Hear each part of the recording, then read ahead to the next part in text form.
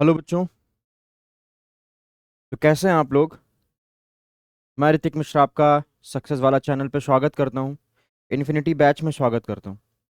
ठीक है। जैसा कि आप लोगों को पता है कि आपके लिए जो इन्फिनिटी बैच सक्सेस वाला ने लॉन्च की है वो इन्फिनिटी बैच 12th क्लास के लिए है। और बहुत दिन से इस 12th क्लास पे लेक्चर अपलोड नहीं हो पा रहे थे क्योंकि हम लोग आपके लिए बिजी थे, क्योंकि एनडीए बहुत ज़्यादा करीब आ चुका है। तो हमारी टीम थोड़ी उसमें बिजी हुई थी। कोई नहीं, खैर आप लोगों के लिए भी जो है दिन रात मेहनत की जा रही है। तो जैसा कि हम लोगों ने अपने पिछले लेक्चर में देख लिया था, अपने प्रीवियस वीडियो में देख लिया था, जो भी हमारा इलेक्ट्रोस्टैटिक का लेक्चर चल रहा था, इसमें हम लोगों ने शायद इलेक्ट्रिक डाइपोल का उसकी एक्सियल पोजीशन पे और उसकी इक्वेटोरियल पोजीशन पे कैसे हम इलेक्ट्रिक फील्ड को फाइंड आउट करते हैं, ये मेथड हम लोगों ने सीख लिया था। ठीक है। उसमें हमारा एक टॉपिक छोटा सा बचा हुआ था कि अगर हम किसी भी इलेक्ट्रिक डाइपोल को हम इलेक्ट्रिक फील्ड में रख देते हैं, एक्सटर्नल इलेक्ट्रिक फील्ड में रख देते हैं, यूनिफॉर्म एक्सटर्नल इलेक्ट्रिक फील्ड में रख देते हैं, तो उस इलेक्ट्रिक डाइपोल पर क्या फर्क पड़ता है। तो फर्क इतना पड़ता है कि जैसे ही हम किसी भी इलेक्ट्रिक डाइपोल को एक्सटर्नल इलेक्ट्रिक फील्ड में रखते हैं, वो डाइपोल जो होता है वो उस पर एक टॉर्क काम करता है, टाउ जिसको बोलते हैं ना, टॉर्क। वो एक वर्क करता है उस पे, जो उस इलेक्ट्रिक डाइपोल को रोटेट करने की कोशिश करता है। और रोटेट करते करते कहां तक ले जाने की कोशिश करता है, रोटेट करते करते उसको along the electric field, along the direction of electric field, उस इलेक्ट्रिक डाइपोल को रोटेट करके उसके अलाइन लाने की कोशिश करता है। तो उसको घुमाने में इलेक्ट्रिक फील्ड ने कितना टॉर्क लगाया, या आप उसको एक्सटर्नल फील्ड में आप उस पर कितना काम करके उसको इलेक्ट्रिक फील्ड के अलोंग ला सकते हैं। यानी कि work done on electric dipole to rotate the electric dipole in the external electric field, ये कैलकुलेट करेंगे। एंड और क्या कैलकुलेट करेंगे, torque on electric dipole when it is placed in the uniform external field. Okay. तो जो भी बच्चे इस चैनल पे नए हैं, जो भी बच्चे इस वीडियो को देख रहे हैं, अगर वो इस चैनल पे नए हैं तो please subscribe the channel and share this session to everyone. And ताकि आपको जल्दी से जल्दी हमारी न्यू वीडियो जो भी इस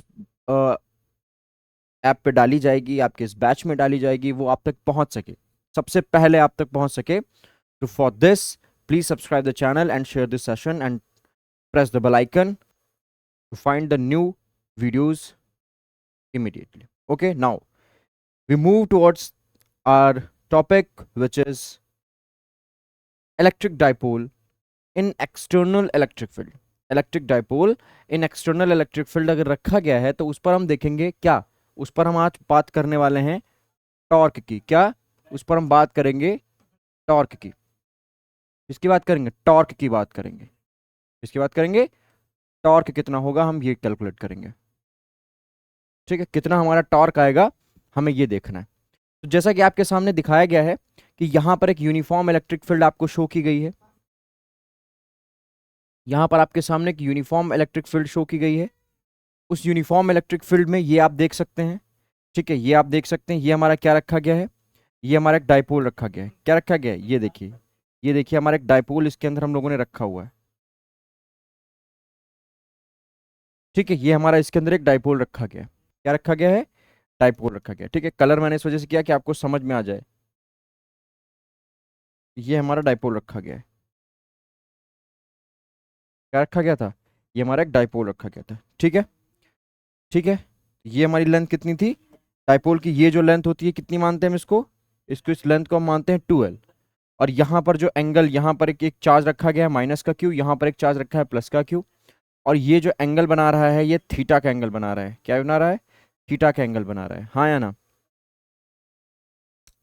हाँ या ना बताइए जरा, ये थीटा का एंगल बना रहा है। तो होता क्या है, जब इसको आप एक्सटर्नल इलेक्ट्रिक फील्ड में रखते हैं तो जान रहे हैं आपके यहाँ पर दो फोर्सेस काम कर रहे हैं। जैसे इलेक्ट्रिक फील्ड में रखोगे दो फोर्सेस काम कर रहे हैं, कौन कौन से, एक तो आपका F is equals to Q काम कर रहा है, एक हमारा F is equals to Q इधर काम कर रहा है, और ठीक F is equals to minus का क्यू हमारा इधर भी काम कर रहा है। दोनों हमारे फोर्स क्या कर रहे हैं, दोनों ही हमारे फोर्स अपोजिट डायरेक्शन में इस तरीके से काम कर रहे हैं। तो एक इधर की तरफ काम कर रहा है, एक इधर की तरफ काम कर रहा है, और ये इलेक्ट्रिक फील्ड इस पर एक टॉर्क लगाएगी जो इस टॉर्क को लाने की इस डायरेक्शन में कोशिश करेगी। हाँ या ना बोलो भाई। ठीक है।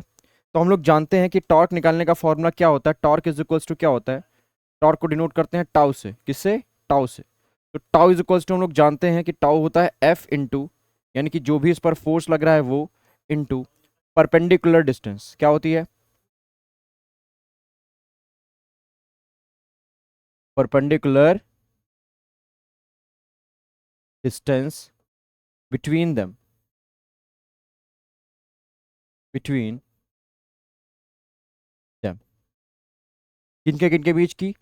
जो हमारे फोर्स लग रहे हैं उनके बीच की परपेंडिकुलर डिस्टेंस। ठीक है। तो बस इसमें थोड़ी सी ज्योमेट्री आपको समझनी है। क्या करेंगे हम, यहाँ से एक परपेंडिकुलर डालेंगे। क्या करेंगे, यहाँ से एक परपेंडिकुलर इस तरीके से डालेंगे, डाल देते हैं। यहाँ से हम क्या करेंगे, यहाँ से एक हम परपेंडिकुलर डालेंगे। क्या करेंगे भाई साहब, परपेंडिकुलर यहाँ डालेंगे इस तरीके से। इस तरीके से एक परपेंडिकुलर पड़ेगा। ठीक है। परपेंडिकुलर डालेंगे और मानेंगे कि ये देखिए परपेंडिकुलर पड़ा, और ये पूरी लाइन 12 है, ये एंगल थीटा बनेगा। ठीक है। अगर ये थीटा है तो ये भी थीटा ही होगा, कोई ऐसे चांसेस, ऐसा कोई गलत वाली बात नहीं है ना, ऐसा कोई इसमें गलत नहीं है। अगर ये थीटा बनेगा तो ये भी तो थीटा ही बनेगा, इस तरीके से। ठीक है। तो हमें ये डिस्टेंस चाहिए, क्या चाहिए हमें, ये वाली डिस्टेंस चाहिए। कितनी है भाई, निकाल लें। ये 12 है, ये थीटा है, हमें चाहिए क्या, मान लो इस पॉइंट को हम ए पॉइंट दिए दे रहे हैं, इस पॉइंट को हम बी नाम दिए दे रहे हैं, इस पॉइंट को हम सी नाम दिए दे रहे हैं। ठीक है। तो इसको इक्वेशन नंबर, तो हम क्या करेंगे now, in triangle A B C, sine theta is equal to कितना आ जाएगा हमारा, sine theta is equal to क्या आ जाएगा, जरा ध्यान से देखो। अगर हम यहाँ से साइन थीटा निकालें तो साइन थीटा क्या आ जाएगा, परपेंडिकुलर अपॉन हाइपोटेन्यूज, यानी कि बी सी अपॉन, क्या आ जाएगा, बी सी अपॉन, क्या हो जाएगा, ए सी। क्या हो जाएगा, B C upon A B, B C upon A B. B C हमारा कितना है जो कि हमें चाहिए, और ए बी हमारा ए बी यानी कि ए बी हमारा कितना है, 12 है। बी सी अपॉन 12 क्या हो जाएगा, बी सी अपॉन 2L। देखो ना ये 12 है, ये डिस्टेंस 12 है, हमें ये चाहिए परपेंडिकुलर डिस्टेंस, ये दोनों फोर्सेस के बीच की परपेंडिकुलर डिस्टेंस, एक ये लग रहा है फोर्स, एक ये, इसके बीच की परपेंडिकुलर डिस्टेंस चाहिए कि नहीं चाहिए। ये मान लो, इसको x मान लो, चलो थोड़ी देर, हमें ये चाहिए। हमें क्या चाहिए, हमें ये चाहिए। इस BC की जगह पर थोड़ी देर के लिए आप क्या रख दो, x रख दो। क्या रख दो, थोड़ी देर के लिए इस BC की जगह पर हम लोग x रख दें कि नहीं रख दें, x रख दो। हमें x चाहिए। जब x चाहिए तो 12 को इधर ले जाओ, यानी कि x इज इक्वल टू क्या हो जाएगा, x इज इक्वल टू हो जाएगा 12 साइन थीटा। यही क्या है, यही हमारी है परपेंडिकुलर डिस्टेंस। ध्यान रखना बच्चों, यही हमारी क्या है, यही हमारी परपेंडिकुलर डिस्टेंस है, इसी को परपेंडिकुलर डिस्टेंस बोलते हैं। अब इसको इक्वेशन नंबर 1 मान लो, और इक्वेशन नंबर 1 मानते हुए इसमें क्या करो, वैल्यू पुट कर दो इसमें। तो टाउ इज इक्वल्स टू क्या हो जाएगा, टाउ इज इक्वल्स टू क्या हो जाएगा, tau is equals to force कितना लग रहा है, एफ, और परपेंडिकुलर डिस्टेंस या फोर्स, परपेंडिकुलर डिस्टेंस कितनी है हमारी, ये आ गई 12 साइन थीटा। क्या आ गई, 2L साइन थीटा। अब फोर्स देखो कितना लग रहा है यहाँ पे, फोर्स अगर बच्चा ध्यान से देखा जाए तो फोर्स हमारा लग रहा है QE। कितना लग रहा है, QE, और QE इंटू 12 साइन थीटा। क्या कहते हो भाई, QE is equals to 2L sine theta. अब अगर यहां से एक चीज देखो, यहां से अगर आप एक चीज देखो तो 2L और Q को एक साथ लिख लो, 2QL E साइन थीटा। ये क्या है हमारा, ये टाउ है। क्या है, यही हमारा क्या है, टाउ है। टाउ है कि नहीं है। अब आप जानते हैं कि हम 2QL को क्या बोलते हैं, बताओ भाई। 2QL को हम सर बोलते हैं P। क्या बोलते हैं, P। यानी कि टाउ इज इक्वल्स टू, इसको हमने बोल दिया P, इतने को बोल दिया P, यानी कि P जो कि इलेक्ट्रिक डाइपोल होता है, PE साइन थीटा। यही हमारा क्या आ जाएगा, यही हमारा आ जाएगा टॉर्क। क्या आ जाएगा, यही हमारा आ जाएगा टॉर्क। कितना टॉर्क लगेगा, इतना टॉर्क लगेगा, tau is equals to PE sine theta लगेगा। समझ में आ गया, समझ में आ गया कि नहीं आ गया भाई, समझ में आ गया कि नहीं आ गया। डिस्ट, और इसकी यूनिट क्या हो जाएगी, ये भी एक वेक्टर क्वांटिटी है। क्या है, ये भी एक वेक्टर क्वांटिटी है। ये भी हम देखो, इसको ध्यान से देख लो, ये भी हमारी क्या है, एक वेक्टर क्वांटिटी होती है। तो हम क्या करेंगे, ध्यान से देखो, तो ये भी हमारी क्या होती है, इसको भी हम लोग वेक्टर क्वांटिटी मानते हैं। तो इसकी यूनिट की अगर हम बात करें, तो अगर हम यहीं पर इसकी यूनिट की बात कर लें, इस जगह पे कहाँ, यहाँ बात कर लें, यहाँ बात कर लें, चलो अगर इसकी यूनिट देखें, इस टॉर्क की अगर हम यूनिट देखने की बात करें, तो यूनिट क्या होगी भाई, न्यूटन, और ये डिस्टेंस मीटर में होगी ना, इसकी हम क्या कर देंगे, इसकी यूनिट हो जाएगी न्यूटन मीटर। इसका अगर हम डायमेंशनल फॉर्मूला देख लें,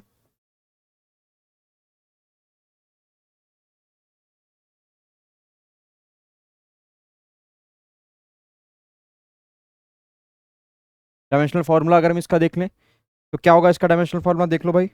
भाई फोर्स का होगा ml2t-2, क्या होता है mlt-2, और ये m यहाँ पर और है, यानी कि क्या हो जाएगा भाई m2lt-2,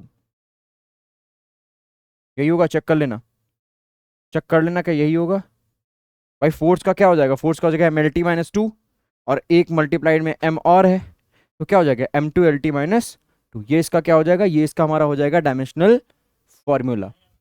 ठीक है, ये हमारा क्या हो जाएगा, इसका हो जाएगा डायमेंशनल फॉर्मूला। समझ में आया, समझ में आया कि नहीं आया। चलो ध्यान से देखो, अब हम क्या करेंगे, अब हम क्या कर लें, अब इसमें कुछ केसेस आ सकते हैं कि नहीं, इसमें कुछ केस भी तो हम ले सकते हैं, इसमें कुछ केस भी तो हम ले सकते हैं, कैसा केस ले सकते हैं, देखो जरा ध्यान से देखो इधर, इसमें कुछ केस ले लें, कुछ इंपॉर्टेंट केस ले लें कि नहीं। क्या केस है, तो पहला केस देखो क्या है, केस फर्स्ट।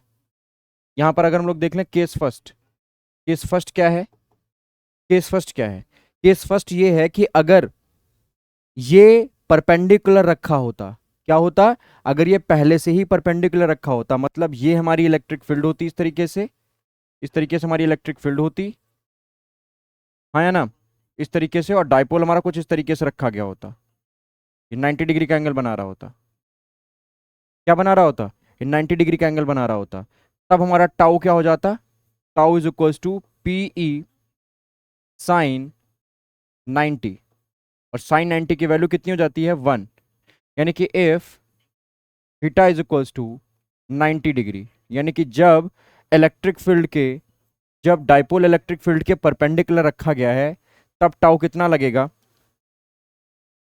तब टाउ कितना लगेगा, देखो ध्यान से, तब टाउ हमारा लगेगा पीई साइन 90, क्या होगा पीई साइन 90, और इस केस में क्या होगा, इस केस में जो टाउ हमारा होगा, टाउ इज इक्वल्स टू, ये टाउ मैक्स हो जाएगा, क्या हो जाएगा टाउ मैक्स हो जाएगा, यानी कि tau max is equals to PE sine 90 की वैल्यू 1 हो जाएगी, साइन 90 की वैल्यू 1 हो जाएगी, यानी कि हमारा ये हो जाएगा, क्या हो जाएगा, हमारा हो जाएगा ये,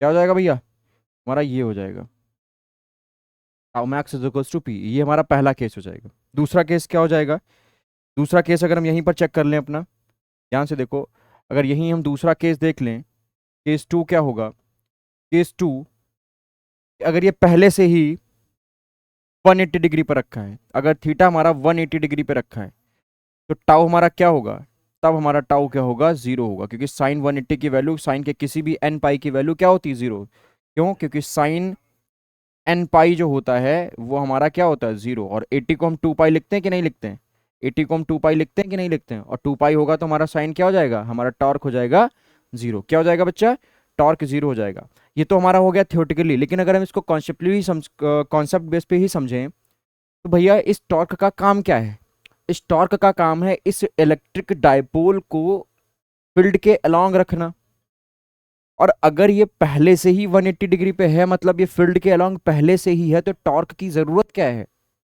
समझ में आ गया, तो हमें टॉर्क की कोई जरूरत नहीं है, समझ में आ गया इतना चीज, तब हमें किसी भी टॉर्क की जरूरत नहीं है, विदाउट टॉर्क ही वो अपने आप पहले से ही इलेक्ट्रिक फील्ड के अलोंग है। ठीक है, इसकी डायरेक्शन इलेक्ट्रिक फील्ड के डायरेक्शन के अलोंग होगी, ठीक है, इसकी डायरेक्शन इलेक्ट्रिक फील्ड की डायरेक्शन में होगी, ठीक है, इतना हो गया। चलो, अब अच्छा हम कर क्या रहे हैं, जरा ध्यान से देखो, हो क्या रहा है, हो ये रहा है कि इस इलेक्ट्रिक डाइपोल को घुमाने में कुछ वर्क भी तो हो रहा होगा, ठीक है, तो उसको हम क्या लिखेंगे, work done to rotate the dipole, electric dipole, work done to rotate the electric dipole.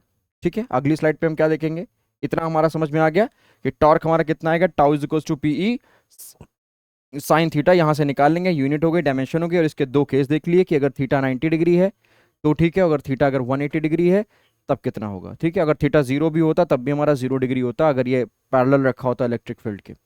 इतना चीज़ क्लियर है कि नहीं क्लियर है? केस 1 और केस 2 क्लियर है कि नहीं क्लियर है? ठीक है, क्लियर है सर। चलो अगला आ जाओ। अगला क्या चीज़ है? अगला ध्यान से देखो क्या है।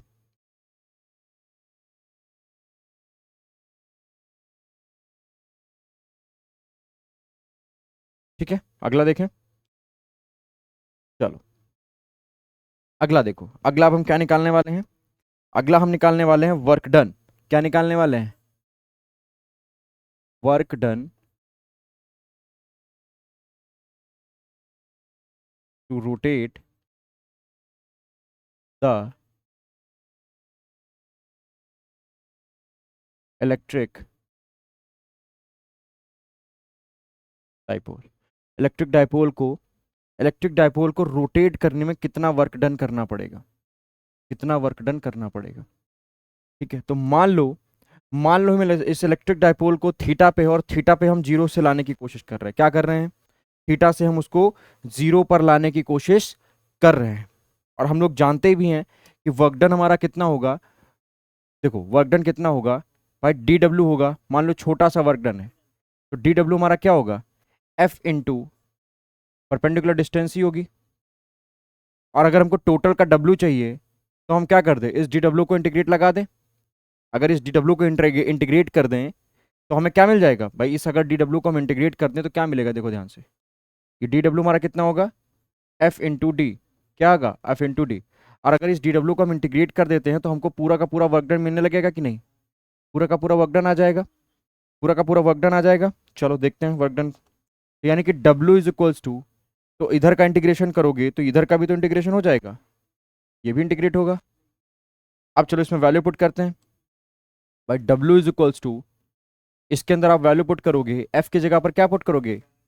F की जगह पर क्या पुट करोगे बताओ? F की जगह पर हम लोग क्या पुट करते हैं भाई? Work force into displacement. Force कितना लग रहा है? फोर्स हमारा लग रहा है QE। कितना लग रहा है? QE।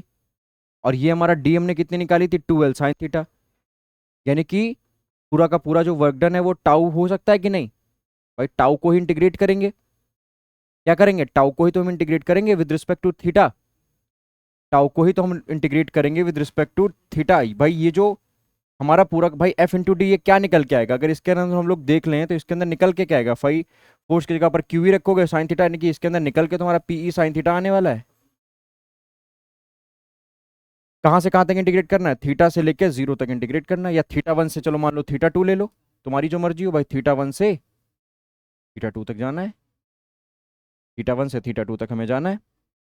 हाँ है ना? तो ये टाउ इज इक्वल टू क्या करना है? PE sine theta D theta. तो वही हमने लिखा कि वर्क डन जो है वो टाउ को ही उठा के क्या कर दो, टाउ को ही उठा के आप इंटीग्रेट मार दोगे विद रिस्पेक्ट टू थीटा, वही आ जाएगा। तो वही मैंने यहाँ पर लिखा हुआ, तो इसकी जरूरत आपको नहीं है।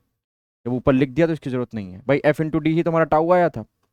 चलो अब इसको इंटीग्रेट करो जरा ध्यान से। अगर इसको हम इंटीग्रेट करें तो देखो पीई निकल के बाहर आ जाएगा। इंटीग्रेशन ऑफ क्या हो जाएगा? थीटा वन से थीटा टू क्या हो जाएगा अंदर? Sign theta D theta. है ना? इतना घुमाने में काम करना पड़ेगा कि नहीं? फिर इधर क्या हो जाएगा? पीई, ये आपका हो जाएगा इंटीग्रेशन ऑफ क्या हो जाएगा? माइनस का cos theta, lower limit theta one two upper limit theta two. ये हम लोग क्या निकाल रहे हैं बच्चा? ये हम लोग ये निकाल रहे हैं कि ये जो हमारा इलेक्ट्रिक डाइपोल था, इसको घुमाने में, इसको घूमने में, मतलब घुमाने में इसको कितना काम करना पड़ रहा है, वही हम लोग निकाल रहे हैं। तो काम कौन करवा रहा है? टॉर्क ही तो करवा रहा है, टाउ ही तो करवा रहा है बच्चा। भाई कौन काम करवा रहा है? हमारा हमारा काम तो टाउ डी थीटा को इंटीग्रेट कर देंगे, वही तो हमारा वर्क डन करवा रहा है, वही तो काम करवा रहा है सारा हमसे, वही काम करवा रहा है।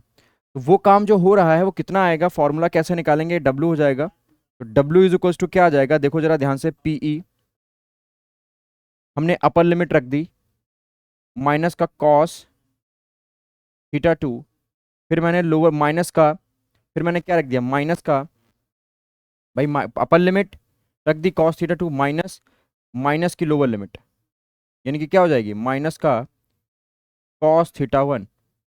हाँ या ना? यानी कि W is equals to P ई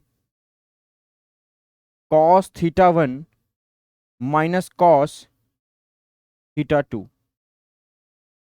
क्या हो जाएगा, सॉरी, हाँ, कॉस थीटा वन माइनस का कॉस थीटा टू, यही हमारा क्या हो जाएगा, यही हमारा हो जाएगा फॉर्मूला। कुछ बच्चे ये सोच रहे होंगे, कुछ बच्चे ये सोच रहे होंगे कि सर ये थीटा टू क्या है, तो हम अभी आपको बता रहे हैं, ध्यान से देखना। हम अभी आपको बता रहे हैं, हम अभी आपको ये चीज़ बताने की कोशिश कर रहे हैं, ध्यान से देखिएगा।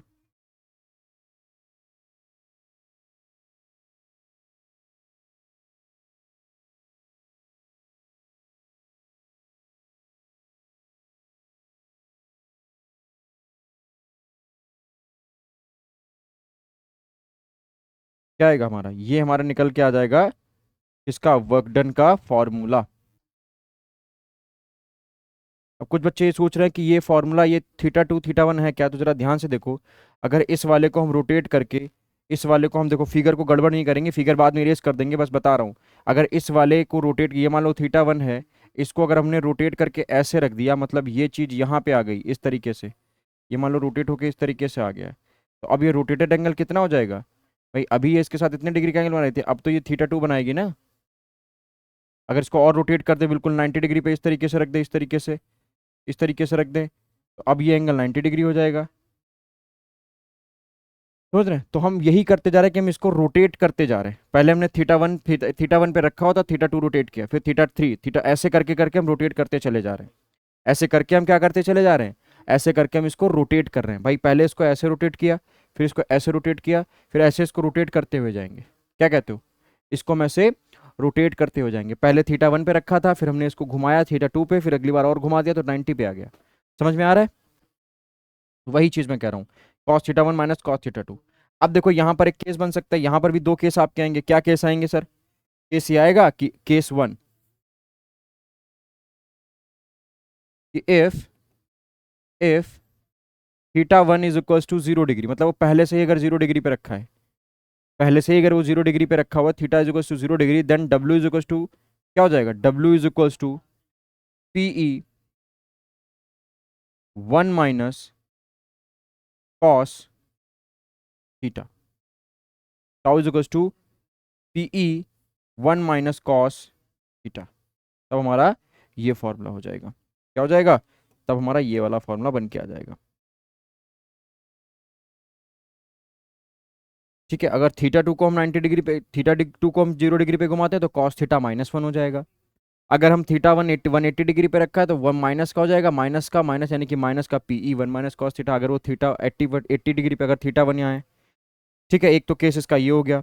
अगर हमारा मान लो कि वो 180 डिग्री पे रखा हुआ है, अगर हमारा डाइपोल जो है वो 180 डिग्री पे रखा हुआ है, केस सेकेंड क्या है कि if theta one is equals to 180 degree, अगर वो पहले से ही 180 डिग्री पे रखा हुआ है, तब कुछ तो वर्क होगा भाई। अगर 180 पे रखा है तो थीटा वन और थीटा टू दोनों क्या हो जाएंगे, थीटा वन और थीटा टू, थीटा वन और थीटा टू दोनों ही क्या हो जाएंगे, दोनों ही। अच्छा, ऐसे दोनों क्यों? मान लो हम क्या कर रहे हैं, हम मान लो 180 डिग्री पे रखा हुआ है पहले से ही, लेकिन फिर भी हम उसको घुमाने की कोशिश कर रहे हैं। ठीक है, तो कितना वर्क डन करना पड़ेगा उसको घुमाने में भाई, थीटा वन तो 180 है, यानी कि W is equal to P E, और यहाँ पर क्या आ जाएगा, कॉस 180, और यहाँ पर क्या आ जाएगा, माइनस का कॉस थीटा टू। जितने एंगल पर आप घुमा लेने की मतलब लेने जा रहे हो, जितने एंगल पर उसको घुमाने जा रहे हो,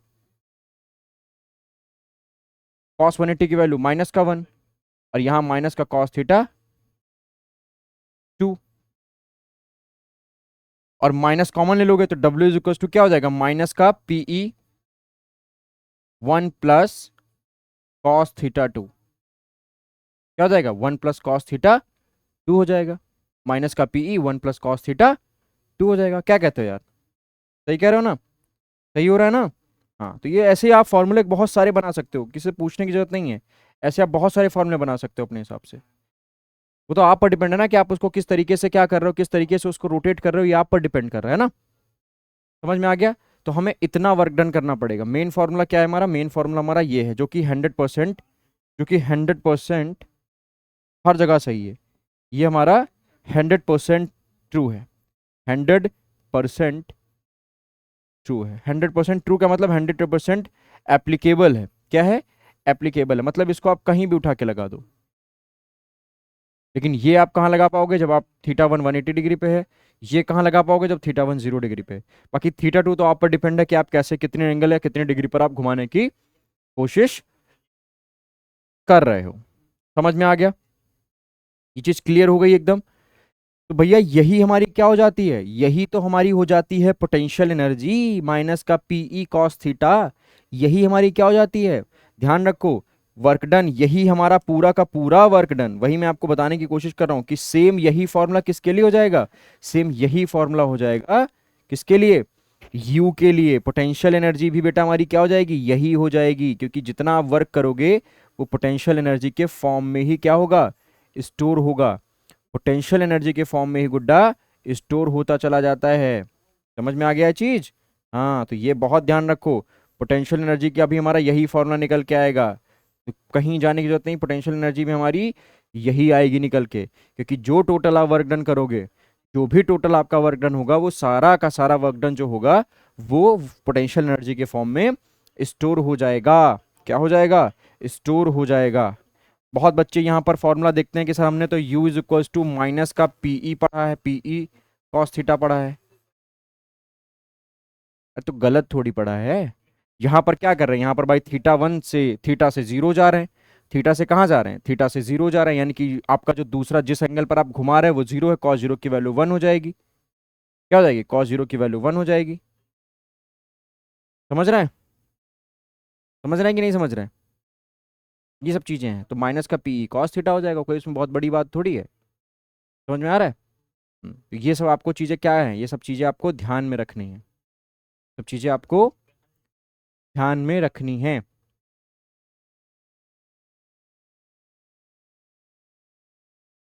ठीक है, समझ में आ गया। हम्म अब वो थीटा टू पे डिपेंड कर रहा है कि आप किस तरीके से उसको रोटेट करने की कोशिश करने वाले हैं। तो क्या गया, tau PE one minus cos theta, एक तो ये आ गया, और एक आपका अगर 180 पे रखा है तो tau is W is two minus का PE one plus cos theta two वहां पे आ जाएगा। क्लियर है, समझ में आ गया, समझ में आ गया। आगे बढ़ जाएं, चलो। तो ये कोई नई चीज़ नहीं, ये सब यहीं से बन के आपका आता है। ठीक है, आगे बढ़ जाएं, चलो आगे बढ़ जाओ, आगे बढ़ जाया जाए। चलो, तो यहाँ पर आपका जो इलेक्ट्रोस्टैटिक है, जो रिमेनिंग आपका लेक्चर बचा हुआ था, वो हमारा क्या होता है, वो हमारा होता है फिनिश, वो हमारा फिनिश होता है। ठीक है, वो हमारा फिनिश होता है। अब हम चलने वाले हैं, जो आज का हमारा टॉपिक आप लोगों ने थंबनेल पे देखा हुआ था, जिसको बोलते हैं गॉस लॉ। अब हम उस पर चलने वाले हैं। तो उसको चर्चा करने से पहले हम किसकी चर्चा करेंगे, जो आपके सामने स्लाइड पे दिख के आ रहा होगा, सॉलिड एंगल। पहले हम इसकी कुछ चर्चा करने वाले हैं, इसकी चर्चा हो जाएगी, उसके बाद हम लोग एरिया वेक्टर की चर्चा करेंगे, तब जाके आपको हम कहीं गॉस लॉ आपको समझाएंगे। ठीक है, तब जाके आपको कहीं गॉस लॉ समझाएंगे। तो जैसा कि बच्चा सॉलिड एंगल के बारे में आप जानते हो, कुछ फिगर्स हम बनाएंगे, देखते हैं क्या इसमें कोण आ जाता है कि नहीं आता है। कोण नहीं आएगा ना, शायद 3D 2D फिगर में, 3D में हो, 3D में हो। हाँ, ये रहा।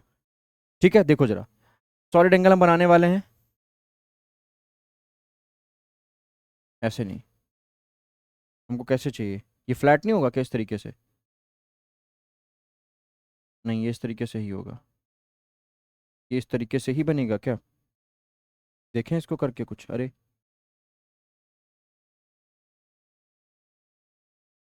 नहीं होगा क्या ये कुछ, क्या बात है, ये नीचे आ जाएगा क्या, ये तो नीचे आ जाएगा, ऐसे तो नहीं बनेगा।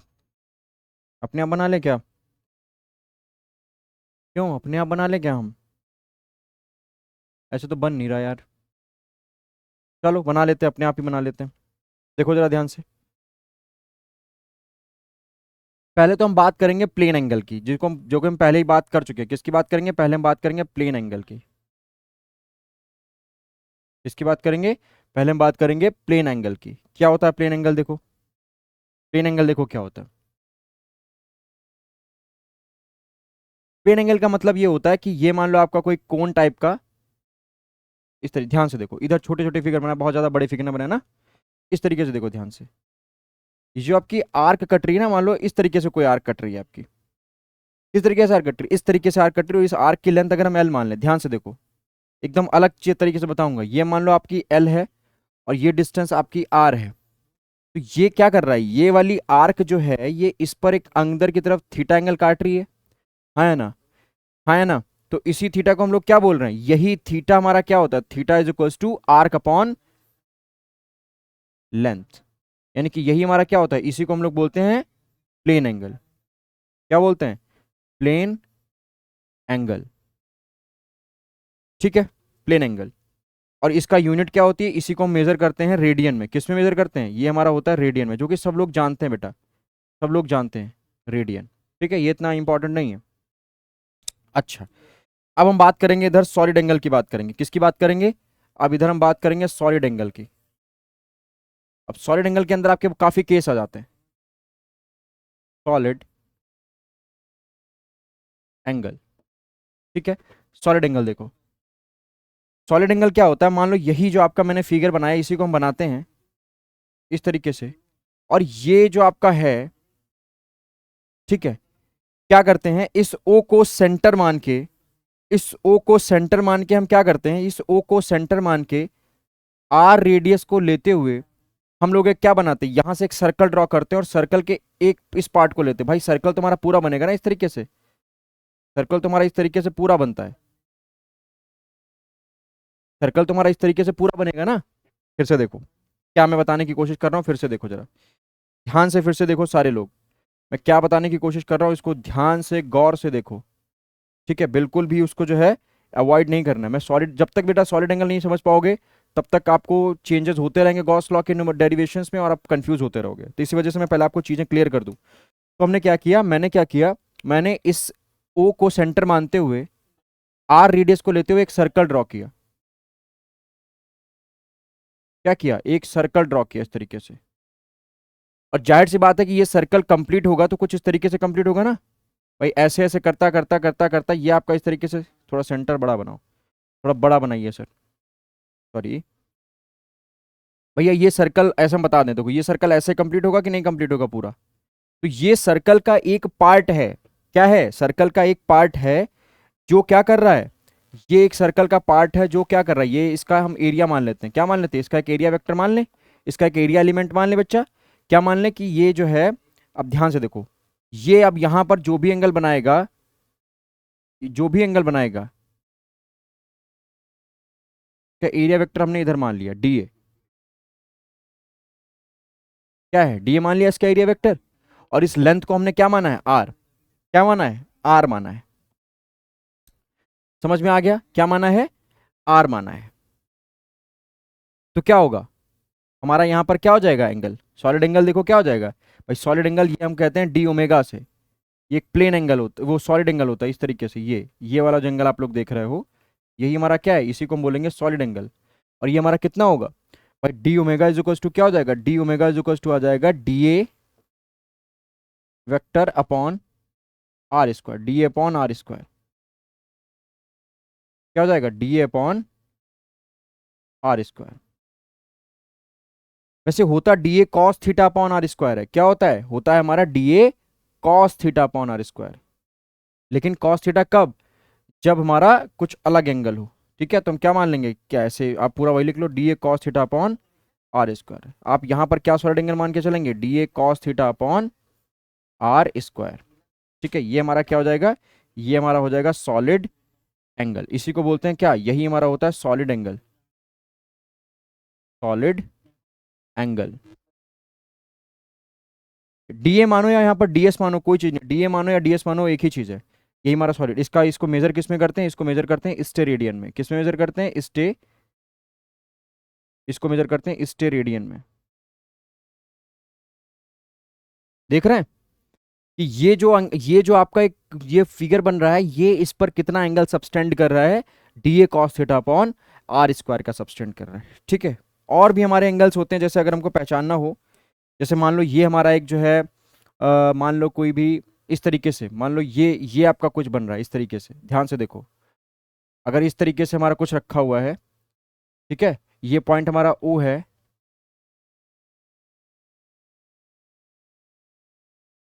ये पॉइंट हमारा क्या है, ये पॉइंट हमारा ओ है, ये पॉइंट अगर ओ है तो क्या करेंगे, ये कितना एंगल सबटेंड कर रहा होगा? अगर ये हमारी लेंथ है, अगर इसको हम क्या मान लें, डेल्टा एल मान लें, इसको क्या मान लें, इसको अगर हम डेल्टा एल मान लें और ये डिस्टेंस को अगर हम आर मान लें, तो ये कितना एंगल हमारे पास सबटेंड कर रही होगी? ध्यान से देखो भाई, ये कितने डिग्री का हो जाएगा? ये हो जाएगा हमारा 90 डिग्री का, ये हमारा हो जाएगा 90 डिग्री का। तो ये यहाँ कितने डिग्री का एंगल बनाएगा? तो अगर ये थीटा है तो थीटा इज इक्वल टू कितने एंगल का एंगल बनेगा भाई? डेल्टा एल अपॉन आर, वही चीज जो पीछे आप पढ़ के आ रहे हो भाई। आर्क अगर ऐसी भी हो सकती है, आर्क सीधी भी तो हो सकती है, वही चीज मैं यहाँ पर आपको बता रहा हूँ। वही चीज भाई, अगर ऐसा केस है तो इस तरीके से। और ये देखो, इसका एक और स्पेशल केस हो जाता है। मान लो कुछ इस तरीके से बना रहा है, मान लो 90 डिग्री पर ये आपका जो डेल्टा एल है वो 90 डिग्री पे नहीं है, कैसी है, कुछ इस तरीके से आर्क है आपकी। मान लो देखो ध्यान से, कुछ इस तरीके से आपकी आर्क कटी है ये। अरे भाई साहब, आप परेशान हैं इस चीज से। लो, देख रहे हो?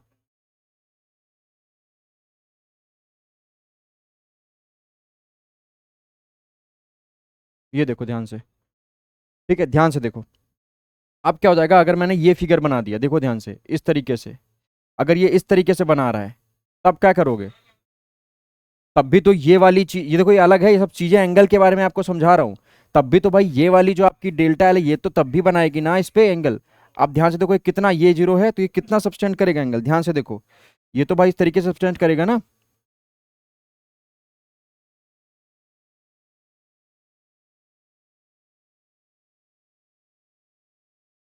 देखो ध्यान से, इस तरीके से, इस तरीके से करेगा कि नहीं?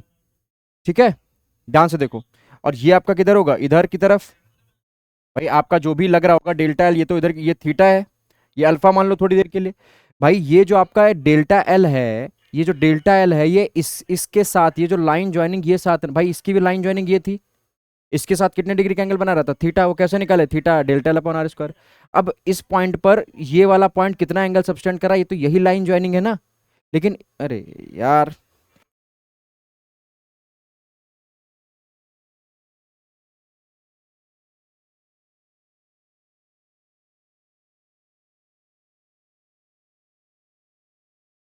ये अल्फा डिग्री का एंगल बन रहा है। अब ये अल्फा, भाई ये डेल्टा एल है कि नहीं है? अगर ये डेल्टा एल, अगर यही हमारी डेल्टा एल है, तो ये इसके साथ इसका एक कंपोनेंट इस डायरेक्शन में किधर जाएगा? ये डेल्टा एल कॉस अल्फा होगा। नहीं समझे? भाई ये हमारा पहले हमारा क्या था? यही तो हमारा डेल्टा एल था। देखो ध्यान से, पहले हम क्या मान रहे थे? ये डेल्टा एल मान रहे थे कि नहीं?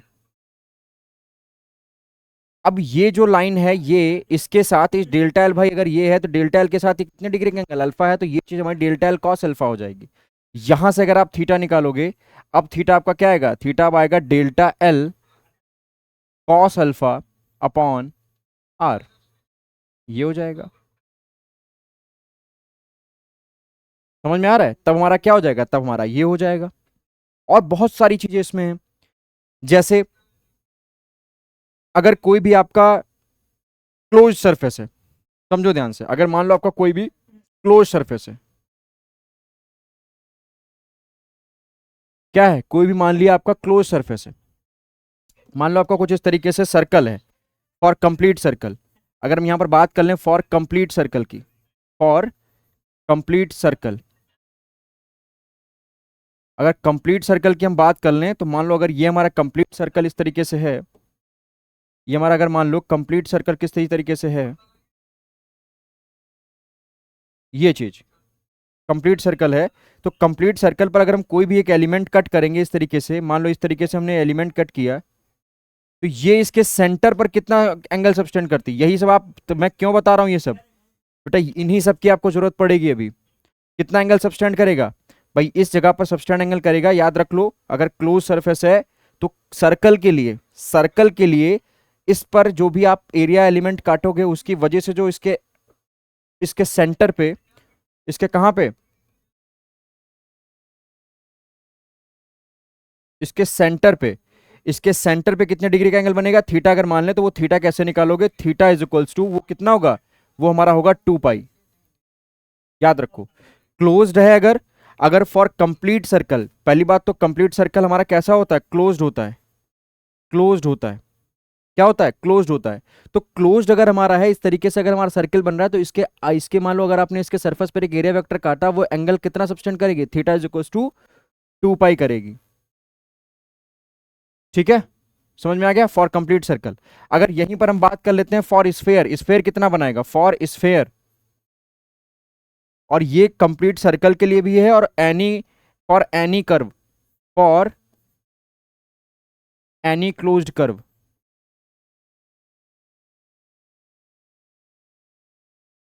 बट वो 2D फैमिली का हो, किस फैमिली का हो, 2D फैमिली का। इसी तरीके से फॉर स्फेयर, स्फेयर के लिए क्या हो जाएगा बेटा, स्फेयर के लिए हमेशा याद रखो सॉलिड एंगल जो बनेगा डी ओमेगा वो हमेशा क्या होगा, 4 पाई होगा। क्या होगा, हमेशा 4 पाई होगा, जो बता चुका हूं। इसी तरीके से 4 पाई का एंगल सब्सटेंड करता है। क्यों सर 4 पाई कैसे, भाई थीटा इज इक्वल टू क्या आएगा अपना, भाई उसमें अगर देखोगे तो D S upon are square आएगा कि नहीं, जिस तरीके से मैंने आपको यहां पर बताया। क्या बताया था यहाँ पे, सबसे पहले मैंने यहाँ पर आपको बताया कि जो डी ओमेगा आपका बनेगा वो डी एस अपॉन या डी ए अपॉन जो भी आपने माना है उसका अपॉन आर स्क्वायर, है ना। अब ये जो डीएस होता है ये स्फेयर के लिए क्या होता है, 4 पाई आर स्क्वायर। क्या होता है, 4 पाई आर स्क्वायर। और ये डिवाइड कर दोगे अगर आर स्क्वायर से, तो R square cancel, theta is equal to क्या आ जाएगा, 4 पाई आ जाएगा कि नहीं, 4 पाई आएगा कि नहीं। तो यही थीटा क्या है, डी ओमेगा है, यही तुम्हारा सॉलिड एंगल होता है। तो याद रखो स्फेयर के लिए, सौ की सीधी एक बात है कि स्फेयर के लिए उसके सेंटर पर डी ओमेगा कितना होगा, हमेशा 4 पाई होगा। अगर आपका कुछ इस तरीके से है, एक लंदी मतलब इस तरीके से आर कट रही है, तो अगर नहीं 90 डिग्री का एंगल बना रही है, 90 डिग्री से कुछ भी डिग्री का एंगल बना रही है, अल्फा डिग्री का, तो इस सरफेस की वजह से ये सरफेस जो है इस पर कितने डिग्री का एंगल बनाएगी, theta is equal to delta L cos alpha upon R. याद रखो, हमेशा याद रखो, ये बहुत पूछा जाता है, आईटी में भी पूछा जाता है। ये अगर है तो इस तरीके से ये साइन 90 है, अगर ये आपका जो आर्क है ये 90 डिग्री पर, इसको जो ये पॉइंट और ये लाइन ज्वाइनिंग जो इस पॉइंट पर है, ये दोनों अगर 90 डिग्री पर कट कर रही है तो डेल्टा एल अपॉन आर। और अगर 90 डिग्री पर नहीं कट कर रही है तो इस 90 डिग्री पर इसका एक element delta L cos alpha लिख के नीचे आर, बस डेल्टा एल बदल जाएगा डेल्टा एल कॉस अल्फा में। हाँ या ना, हाँ या ना। और इसका हमने देख लिया सॉलिड एंगल, ठीक है, और इसका भी हमने देख लिया, अगर कोई भी एक प्लेन एंगल है ये सॉलिड एंगल हो गया, ये सारे हमारे, ये भी हमारा क्या है, सॉलिड एंगल है। ठीक है, तो ये स्लाइड आपके लिए बहुत इंपॉर्टेंट इस वजह से हो जाती है क्योंकि जब हम गॉस लॉ अंदर उसके बहुत ज़्यादा अंदर डीप चलते हैं तो हमको ये सब देखने को मिलता है, ये सब देखने को, ये देखने को मिलता है, ये देखने को मिलता है, ये चीज़ें देखने को मिलती है। फिर आप कंफ्यूज होने लग जाते हो कि सर यही हमारा क्या है, इसी को डी ओमेगा बोलते हैं, यही हमारा 4 पाई बनता है जाके। फिर क्या होता है, कंफ्यूजन हो जाती है। तो इस वजह से सर कहाँ से आया D omega is equal to 4 pi, तो हम लोग करते क्या है, हम लोग सबसे पहले इसी को डिस्कस कर लेते हैं, इसी को डिस्कस कर लेते हैं, जिससे कि आपको क्या रहे कि आपको फिर आगे चल के प्रॉब्लम ना हो, क्या हो, फिर आगे चल के आपको प्रॉब्लम ना हो। समझने की बात ही खत्म, क्योंकि हमने आपको सबसे पहले ही बता दिया है ना, हमने आपको पहले ही ये सब सारी चीजें समझा दी, हमने आपको ये चीजें पहले ही समझा दी। क्लियर है, समझ में आ गई ये चीज। हाँ, तो अब हम इसके बाद हमारा एक चीज और बचता है जो आपको समझने को रह जाता है, तो याद हो गया ना, ये सॉलिड एंगल अगर इस कंप्लीट सर्कल है या कोई भी क्लोज्ड कर्व है 2D फैमिली का, तो वो हमेशा थीटा इज इक्वल टू 2 पाई उसके सेंटर पे बनाएगा। कहाँ पे, एट सेंटर, याद रखो एट सेंटर होगा ये, सेंटर पे होगा ये बहुत ध्यान रखना है, कहाँ पे बनाएगा ये, सेंटर पे। और ये भी कहाँ बनेगा इस फेयर की वजह से, सेंटर पे, कहाँ, सेंटर पे। सेंटर पे D omega is equal to 4 pi होगा फॉर स्फेरिकल मिरर, और सेंटर पे D omega is equal to theta is equal to 2 pi होगा सर कंप्लीट सर्कल के लिए। इस तरीके के कोण अगर कितना बनाता है तो D A cos theta upon are square बनाता है, अगर कोनिकल कोई तरीके का है तो D A cos theta upon are square बनाता है। अगर इस तरीके से आर्क है तो कितना बनाता है, theta is equal to L upon R. फिर से सुन लो, अगर आर्क बना रहा है तो theta is equal to L upon R लगाओगे एंगल के लिए, इसके लिए, इस वाले एंगल को निकालने के लिए। अगर आपका कोनिकल कुछ तरीके है तो कोण हमेशा डी ओमेगा, जिसको बोलते हैं हिंदी में घन कोण, वो डी ओमेगा सॉलिड एंगल वो कितना बनेगा, D A cos theta upon are square. अगर आपका कंप्लीट सर्कल है तो उसके सेंटर पर जो बनता है वो थीटा इज इक्वल टू 2 पाई बनता है, और यही किसी भी क्लोज्ड कर्व के लिए बनेगा 2D फैमिली में। फॉर स्फेयर के लिए अगर आ जाओ तो D omega is equal to 4 pi बनता है, उसके सेंटर पे क्यों बनता है मैंने बता दिया। अगर आपका कुछ इस तरीके से कट रहा है कि आपका ये सर्कुलर आर्क ना होके एकदम स्ट्रेट आर्क है, तो इसके एंगल तब भी बनाएगा कितने, डेल्टा एल अपॉन आर का। अगर 90 डिग्री पे ना कट करके ऐसे आपका जो कट कर रहा है इस तरीके से, तो इसका आपको एक कंपोनेंट लेना पड़ेगा, उसकी वजह से इतना आएगा। ठीक है, तो कंफ्यूज होने की जरूरत नहीं है। चलो अगली स्लाइड पर हम बात कर लेते हैं अपने कुछ एरिया वेक्टर की। कुछ नहीं है, बस समझने वाली बात है कि क्या कब आपको समझना है। ठीक है, एरिया वेक्टर के लिए हम क्या करते हैं, सपोज करो हमारे पास एक क्लोज्ड कर्व है, क्लोज्ड कर्व के लिए हम पहले देख लें। किसके लिए देख लें? पहले हम क्लोज कर्व के लिए देख लें, समझो ध्यान से। पहले हम किसके लिए देख रहे हैं? पहले मान लो क्लोज कर्व के लिए देख रहे हैं। ये हमारे पास क्या है? ये हमारे पास,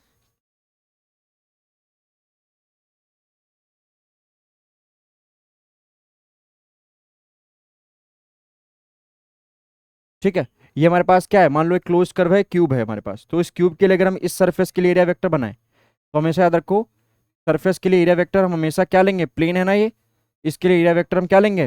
हर एक, भाई 6 फेसेस हैं, कितने? 6 फेसेस हैं। तो इन 6 फेसेस के लिए हम क्या करेंगे? 6 फेसेस के लिए अलग अलग लेंगे।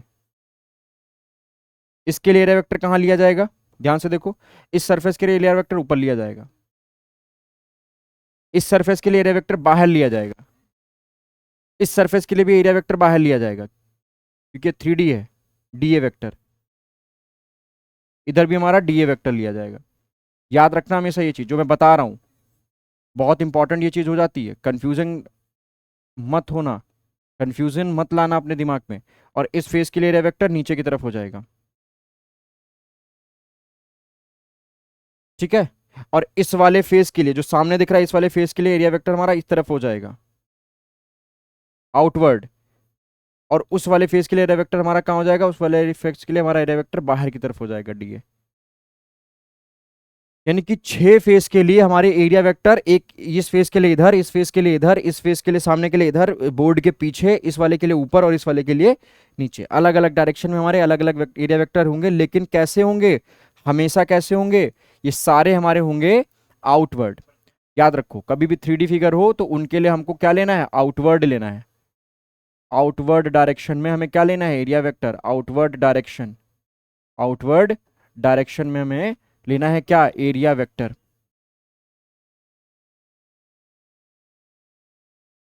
अगर कुछ इस तरीके से आप सरफेस मिल जाता है, ठीक है। अगर मान लो आपको इसी जगह पर आपको स्फेयर दे दिया जाए, क्या दे दिया जाए? इस तरीके से आपको दे दिया जाए, अगर इस तरीके से भाई दे दिया जाए आपको, मान लो इसके लिए, ध्यान से देखो,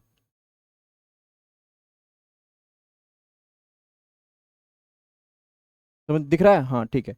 अगर आपको इसी के लिए हम दे दें, मान लो स्फेयर दे दें, देखो ध्यान से, इस तरीके से दे दें, ठीक है, चलो ये मत बनाए, स्फेयर हम अपने आप बना दें। नॉर्मल 2D लो, ये वाला। मान लो अगर आपके पास कुछ स्फेयर का तरीके का इस तरीके से दे दिया जाए, इस तरीके से दे दिया, इस तरीके से दे दिया जाए, देखो ध्यान से, इस तरीके से, तो इसकी वजह से भी तो बनेगा, इसकी वजह से भी तो एंगल बनेगा। और इसके लिए एरिया वेक्टर कहाँ लोगे? इसके लिए भी एरिया वेक्टर आप बाहर ही लोगे, लेकिन इसके लिए ऐसा नहीं है, इसके लिए आप हर डायरेक्शन में ले सकते हो, इधर भी ले सकते हो, इधर भी ले सकते हो, इधर भी ले सकते हो, हर डायरेक्शन में आप इधर भी ले सकते हो, इस डायरेक्शन में भी ले सकते हो,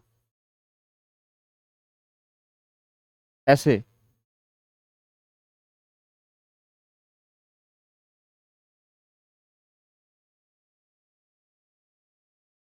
कैसे भी ले सकते हो एरिया वेक्टर बाहर की तरफ, कैसे भी ले सकते हो एरिया वेक्टर, कैसे ले सकते हो? बाहर की तरफ, आउटवर्ड।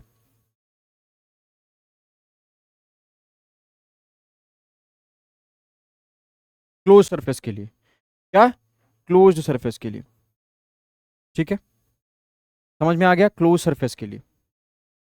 ये दोनों ही किसके लिए है? ये दोनों ही हमारे, ये भी हमारा क्या है? क्लोज्ड है, ये भी हमारा क्या है? क्लोज सरफेस है। कैसा है? Closed surface. तो क्लोज सरफेस के लिए हम लोग क्या करते हैं? क्लोज सरफेस के लिए हमेशा हम एरिया वेक्टर बाहर की तरफ लेते हैं। कहाँ की तरफ लेते हैं? बाहर की तरफ लेते हैं। जैसे ये भी देखो हमारा क्लोज्ड है ना, तो ये भी हमने इसके लिए कहाँ के लिया? बाहर की तरफ लिया, बाहर की तरफ लिया, ऊपर की तरफ, इधर की तरफ, अपनी तरफ, बोर्ड के पीछे। तो ये हमने एरिया वेक्टर लिए। लेकिन सपोज करो अगर आपके पास कोई ओपन सरफेस है, क्या है? कोई ओपन सरफेस है, जैसे मान लो आपके पास ये प्लेट है, तो आपको क्या करना होता है? इसमें हम दोनों एरिया वेक्टर लेते हैं, लेकिन चूज एक ही करते हैं, एक ये लेंगे और एक ये लेंगे। क्या करेंगे? एक हम एरिया वेक्टर बाहर की तरफ भी हो सकता है, एक एरिया वेक्टर हमारा इसके अंदर भी हो सकता है, लेकिन अब हम लेते कौन सा है? लेते हम कौन सा है? देखो इसकी वजह से क्या होगा भाई, इसकी तरफ से आगे की तरफ होगा। एक मिनट रुकना जरा, मैं देख लूँ एक चीज।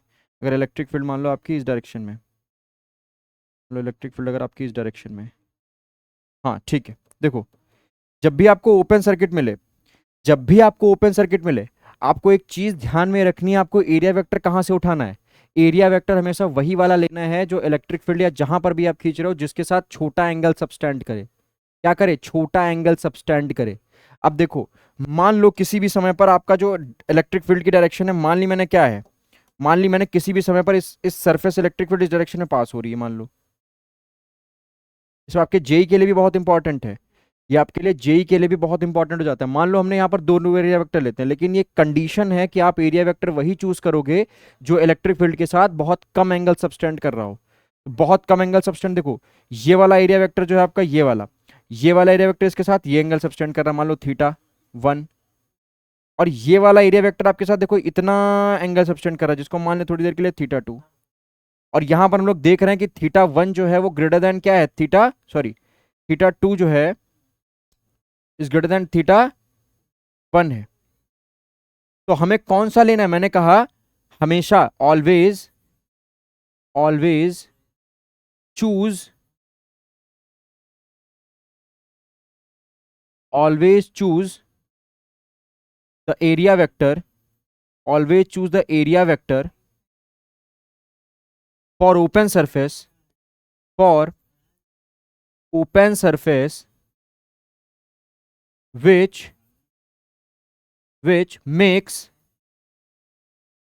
which makes lesser angle lesser angle lesser angle with with with electric field, या कोई भी विद इलेक्ट्रिक फील्ड। मान लो आपको इसमें इलेक्ट्रिक फील्ड देखना है ना, आप इलेक्ट्रोस्टैटिक पढ़ रहे हो तो आपको इलेक्ट्रिक फील्ड देखना है, समझ में आ गया। तो इसके लिए हमको बाहर, इधर, ऊपर, नीचे, सामने, पीछे, इस तरीके से लेना है।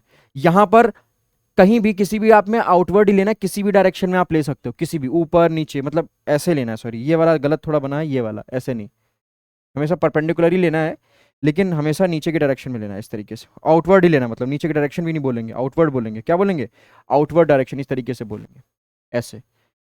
ये भी गलत बना हुआ, थोड़ा इसको सही कर लो, फिगर बनाते वक्त थोड़ा ध्यान रखना है इस चीज़ का, ऐसे ऐसे, समझ में आ रहा है, क्लियर इतनी चीज़। तो इस तरीके से हम लेंगे। यहाँ पर भी आप लोग ये चीज ध्यान रखिए कि जब भी आपके पास कोई ओपन सरफेस हो, फॉर ओपन सरफेस अगर जब भी हो, तो आपको वो वाला एंगल उठाना है जो इलेक्ट्रिक फील्ड या किसी भी डायरेक्शन में इलेक्ट्रिक फील्ड हो, जो छोटा एंगल बना रही हो। क्या बना रही हो, छोटा एंगल बना रही हो, हाँ या ना। यस सर, बिल्कुल आपने सही बताया। तो ये कुछ हमारा एरिया वेक्टर का कॉम्बिनेशन था, एरिया वेक्टर का कॉन्सेप्ट था, समझ जाओगे, बहुत बड़ी चीज नहीं थी, लेकिन हो क्या जाता है ना, कंफ्यूजन ना हो इस वजह से ये चीज पहले ही क्लियर कर लें कि हमें क्या क्या चीजें दिमाग में रख के तब आगे गॉस लॉ प्रूफ करना है। क्योंकि अभी इसमें से देखो, अभी जब हम गॉस लॉ पढ़ाएंगे तो इसमें से बहुत सारी चीजें आपको क्या होने वाली, बहुत सारी चीजें आपको मिलने वाली, ठीक है। इस स्लाइड से आपको बहुत सारी चीजें क्या मिलेंगी, बहुत सारी चीजें आपको देखने को मिलेंगी। ठीक है, आगे बढ़ जाए। चलो, अब हमारा क्या है, हेडिंग हमारी आती है Gauss law and it's derivation. क्या है, Gauss law and it's derivation. ठीक है, इसको समझने से पहले हम लोग क्या करते हैं, इसको समझने से पहले हम पहले एक स्लाइड जोड़ेंगे अपनी एक और, यहाँ पे इसको पढ़ने से पहले हम लोग यहाँ पर अपनी एक स्लाइड और जोड़ेंगे, और यहाँ पर एक चीज़ को हम और समझेंगे। शायद यहाँ पर एक हेडिंग छूट गई है, लेकिन हम नहीं छोड़ेंगे। यहाँ पर हम सबसे पहले पढ़ेंगे, थोड़ा बहुत हम जानेंगे इसके बारे में, इलेक्ट्रिक फ्लक्स के बारे में जान लें, क्योंकि इलेक्ट्रिक फ्लक्स जब तक नहीं समझोगे तब तक गॉस लॉ का कोई मतलब नहीं है। तो पहले हम क्या यहाँ देखेंगे, पहले हम यहाँ पर देखेंगे इलेक्ट्रिक फ्लक्स। क्या देखेंगे,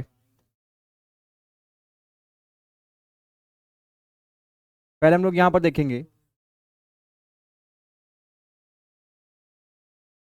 इलेक्ट्रिक फ्लक्स फाई ई। ठीक है, इलेक्ट्रिक फ्लक्स फाई ई। तो समझो इलेक्ट्रिक फ्लक्स क्या होता है बेटा। इलेक्ट्रिक फ्लक्स में आपको बता रहा हूँ क्या होता है। इलेक्ट्रिक फ्लक्स को ध्यान से समझने के लिए आपको याद रखना पड़ेगा, पहली चीज तो इनको बोलते हैं कि द नंबर ऑफ लाइंस। देखो जानते हो आप जी, जहां पर कहीं भी आप चार्ज रखते हो तो वहां से चार्ज फील्ड लाइन निकलती है। जहां पर भी आप चार्ज रखते हो वहां से आपकी क्या निकलती है, फील्ड लाइन निकलती है। अगर उन्हीं फील्ड लाइन को किसी एक प्लेन से पास कराओ, जैसे मान लो ये आपका कोई प्लेन है, ये मान लिया हमारा क्या है, कोई प्लेन है, ये हमारा कोई इस तरीके से प्लेन है। ठीक है, ये हमारा क्या है, कोई प्लेन है। और इस प्लेन से हम मान लें इस प्लेन से, चलो ऐसे प्लेन मत लो, थोड़ा ऐसे लो, ऐसा समझ में आएगा। देखो, इसमें बच्चा कंफ्यूजन बहुत हो जाती है, तो थोड़ा ध्यान से इसको समझने वाली चीज है ये हमने क्या ले लिया, एक प्लेन ले लिया।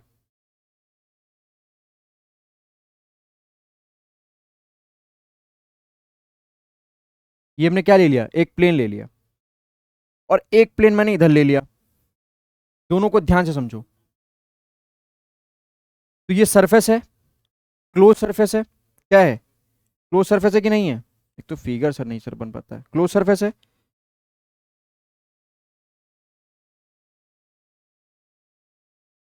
ठीक है, ये हमारा क्लोज सरफेस है, सॉरी ओपन सरफेस है।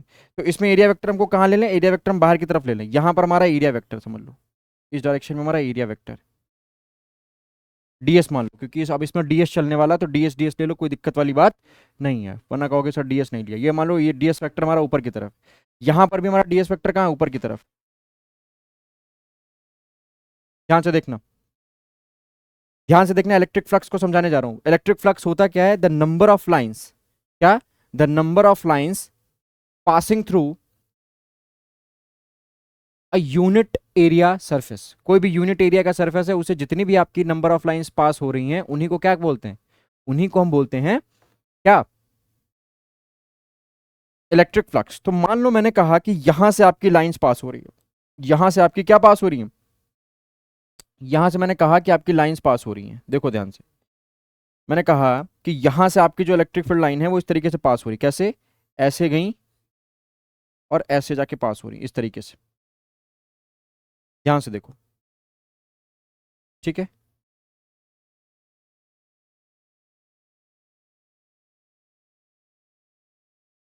ये हमारी क्या पास हो रही हैं, ये हमारी फील्ड लाइंस है। इनको क्या बोल रहे हैं हम लोग, इनको हम क्या बोल रहे हैं, इनको क्या बोल रहे हैं, इनको, इनको क्या बोला जा रहा है, इनको हम लोग बोल रहे हैं इलेक्ट्रिक फील्ड लाइंस। क्या बोल रहे हैं, इलेक्ट्रिक फील्ड लाइंस। ठीक है, यानी कि ये हमारा है ई। एक तो यहां पर ऐसे पास हो रही, अब हम यहां पर थोड़ा कुछ अलग तरीके से पास कराएंगे।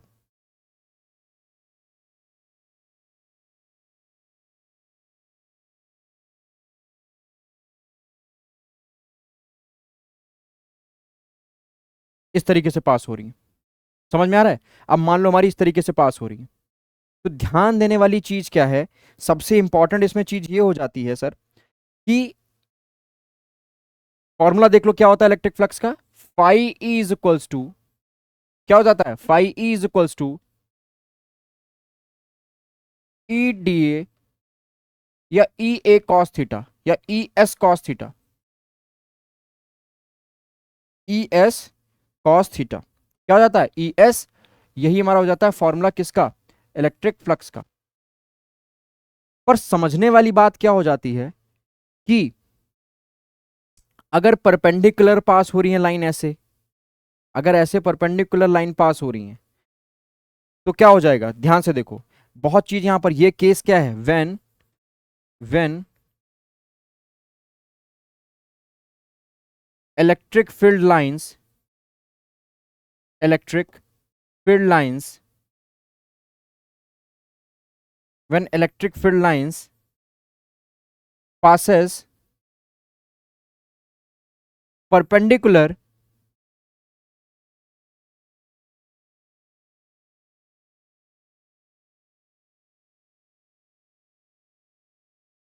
to the surface,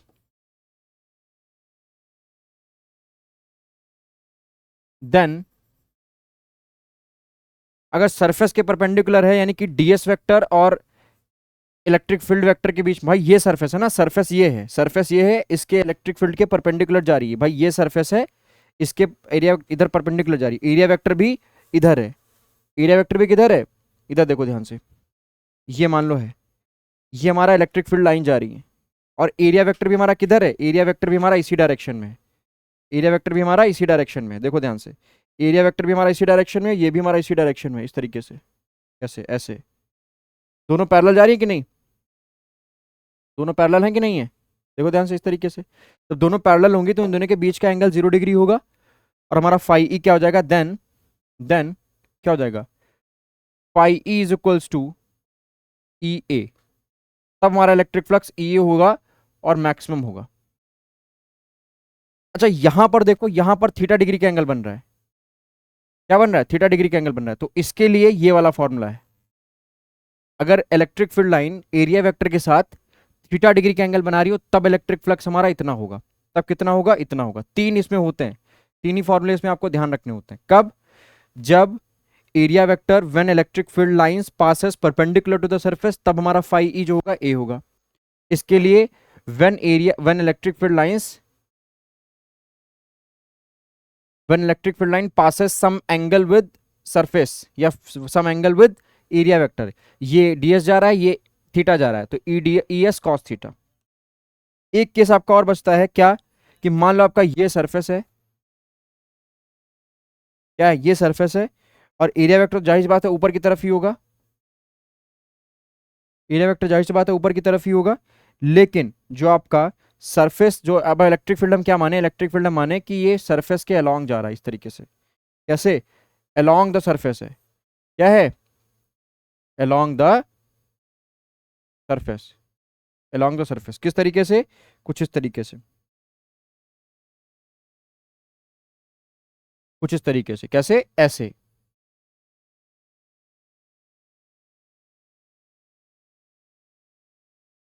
ठीक है, व्हेन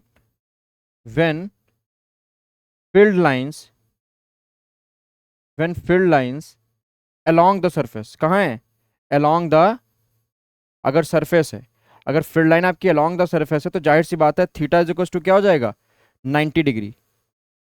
और थीटा है क्या, थीटा है क्या, थीटा जो है वो एंगल बिटवीन, थीटा क्या है, angle between D A vector and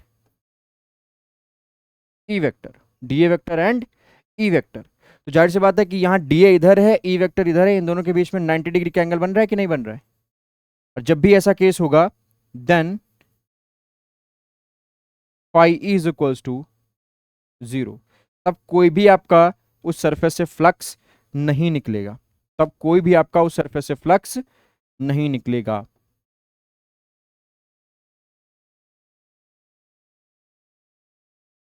समझ में आ गया कि नहीं, तीन केस हैं, तीनों के लिए अलग अलग चीजें दी हुई हैं।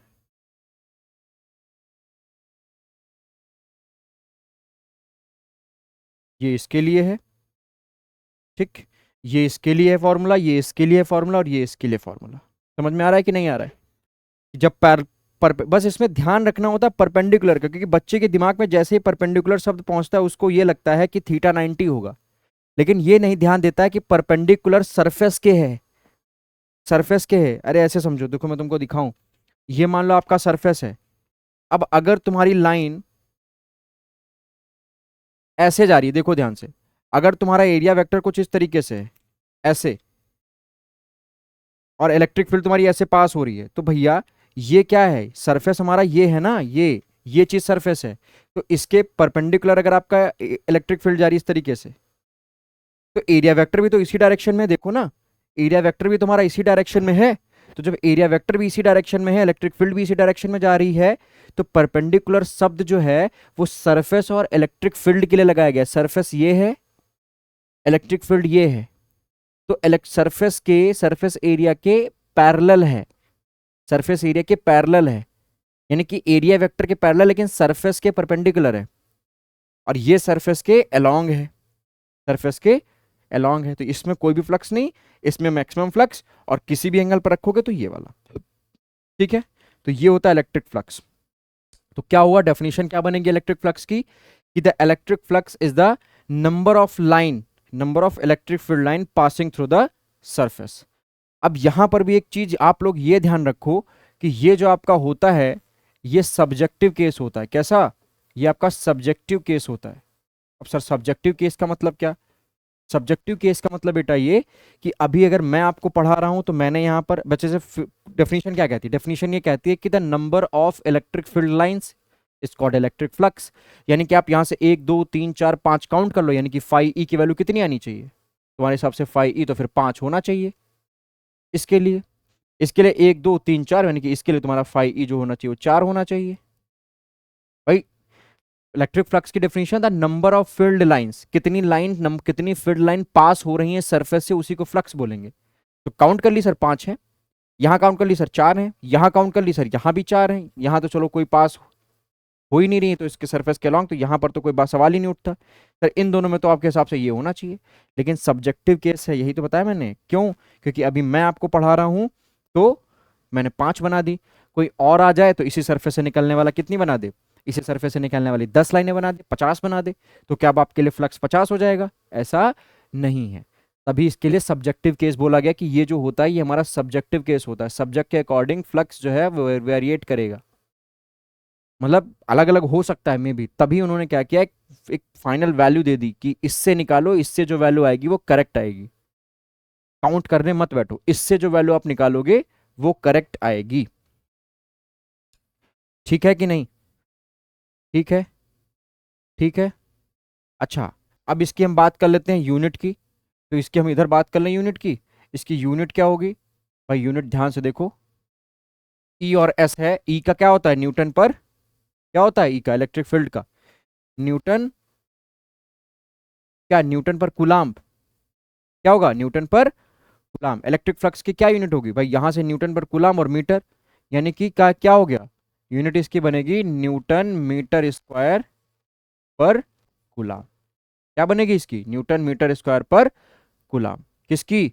इलेक्ट्रिक फ्लक्स की हमारी ये यूनिट बनेगी जाके, न्यूटन मीटर स्क्वायर पर कूलाम्ब। भाई इलेक्ट्रिक फील्ड की क्या होगी? इलेक्ट्रिक फील्ड की F is equal to Q E is equal to F upon Q.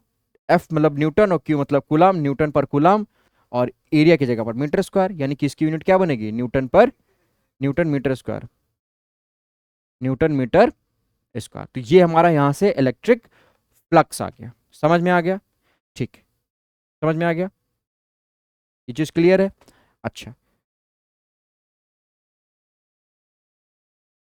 अब जैसे ये तो सरफेसेस हो गए। जैसे मान लो आपके पास किसी अजीब तरीके का सरफेस है, मान लो इस तरीके से आपके पास सरफेस है, ये मान लो आपके पास सरफेस है, ठीक है, ये सरफेस है। गॉस क्यों आए? गॉस ने कहा कि ये सब इतना करने की जरूरत नहीं है, ये सब इतना करने की जरूरत नहीं है, डायरेक्ट आप इलेक्ट्रिक फ्लक्स निकाल सकते हो, डायरेक्ट आप इलेक्ट्रिक फ्लक्स निकाल सकते हो अगर अगर ये जो चार्ज आप ओपन सर्किट में रखा हुआ अगर इसको क्लोज कर दो। गॉस ने क्या बताया था? गॉस ने यही तो हमें बताया था। गॉस का जो लॉ है वो पहली चीज तो यही होल्ड करती है कि भैया सरफेस जो वो क्लोज्ड हो। गॉस लॉ किसी भी ओपन सरफेस के लिए नहीं लगता, किसी भी ओपन सरफेस के लिए नहीं लगता है। तो अगली हेडिंग क्या है? Gauss law and it's derivation. Gauss law and it's derivation. तो गॉस लॉ ने हमारा क्या किया था? गॉस लॉ ने क्या बताया था? तो पहले आप डेफिनेशन लिख लो गॉस लॉ की क्या होती है। गॉस लॉ ये होता है, पहली बात तो ये लॉ है या थ्योरम है, इसमें ही कंफ्यूजन रहता है। गॉस लॉ बोलो या गॉस थ्योरम बोलो, तो ये लॉ बोला जाता है, नियम है ये कोई सिद्धांत नहीं है, ये लॉ है। गॉस को थ्योरम नहीं बोलते, गॉस लॉ बोलते हैं, ठीक है, हमेशा याद रखिएगा। गॉस लॉ का क्या है कि द इलेक्ट्रिक फ्लक्स, डेफिनेशन देख लो पहले क्या है। द इलेक्ट्रिक फ्लक्स, उन्होंने कहा कि इतना सब कुछ करने की जरूरत नहीं है। The electric flux linked linked with, बहुत मार्क करना वर्ड को, लिंक्ड विद क्लोज्ड सरफेस। क्या है? Closed surface, closed surface is is equal to is equal to equal to 1 upon epsilon naught times 1 upon epsilon naught times of charge of of charge of charge q naught या q inside of charge q of charge q placed inside the Gaussian surface। जो close surface आप मानते हो उसी को क्या बोला जाता है? उसी को बोला जाता है गॉसियन सरफेस। अब इनका मतलब समझो क्या है। इन्होंने ये कहा कि इतना बवाल करने की जरूरत नहीं है, इतना बवाल मत करो कि आप ईडीएस कॉस थीटा देखो कितनी फील्ड लाइन पास हो रही है। उन्होंने कहा कि क्या करो, जिस चार्ज की वजह से इलेक्ट्रिक फील्ड निकल रही है, मान लो यहां पर एक ये चार्ज रखा है, तो सबसे पहला काम करो कि इस चार्ज को बंद करो, पहले इस चार्ज को बंद करो। अब बंद करने के हमारे पास बहुत तरीके हैं, बंद करने के हमारे पास कितने तरीके, बहुत तरीके हैं भाई। सिलेंड्रिकल गॉसियन सरफेस ले सकते हो, सर्कुलर आप गॉसियन सरफेस ले सकते हो, कैसे भी गॉसियन सरफेस ले सकते हो। तो इन्होंने कहा क्या करो कि आप इसको इस तरीके से अगर बंद कर देते हो, इसको क्या कर देते हो, अगर इसको आप इस तरीके से बंद कर देते हो, कुछ इस तरीके से, कुछ इस तरीके से अगर आप इसको बंद कर दो,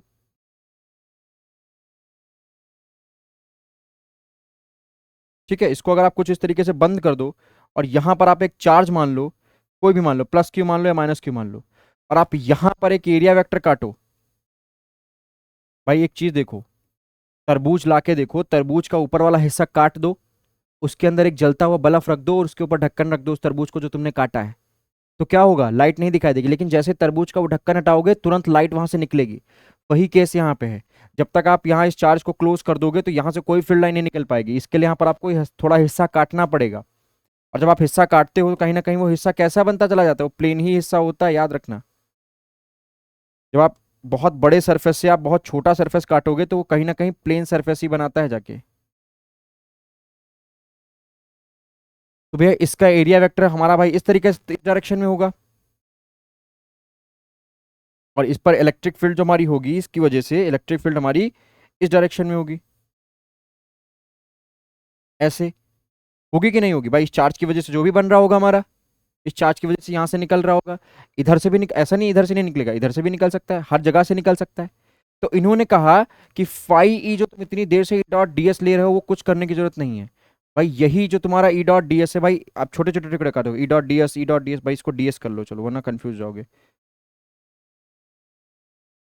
इसको कर लो डीएस, वरना कहोगे कि सर आप पीछे डीएस लेके चल रहे हैं, आप यहाँ पर डीए ले रहे हैं।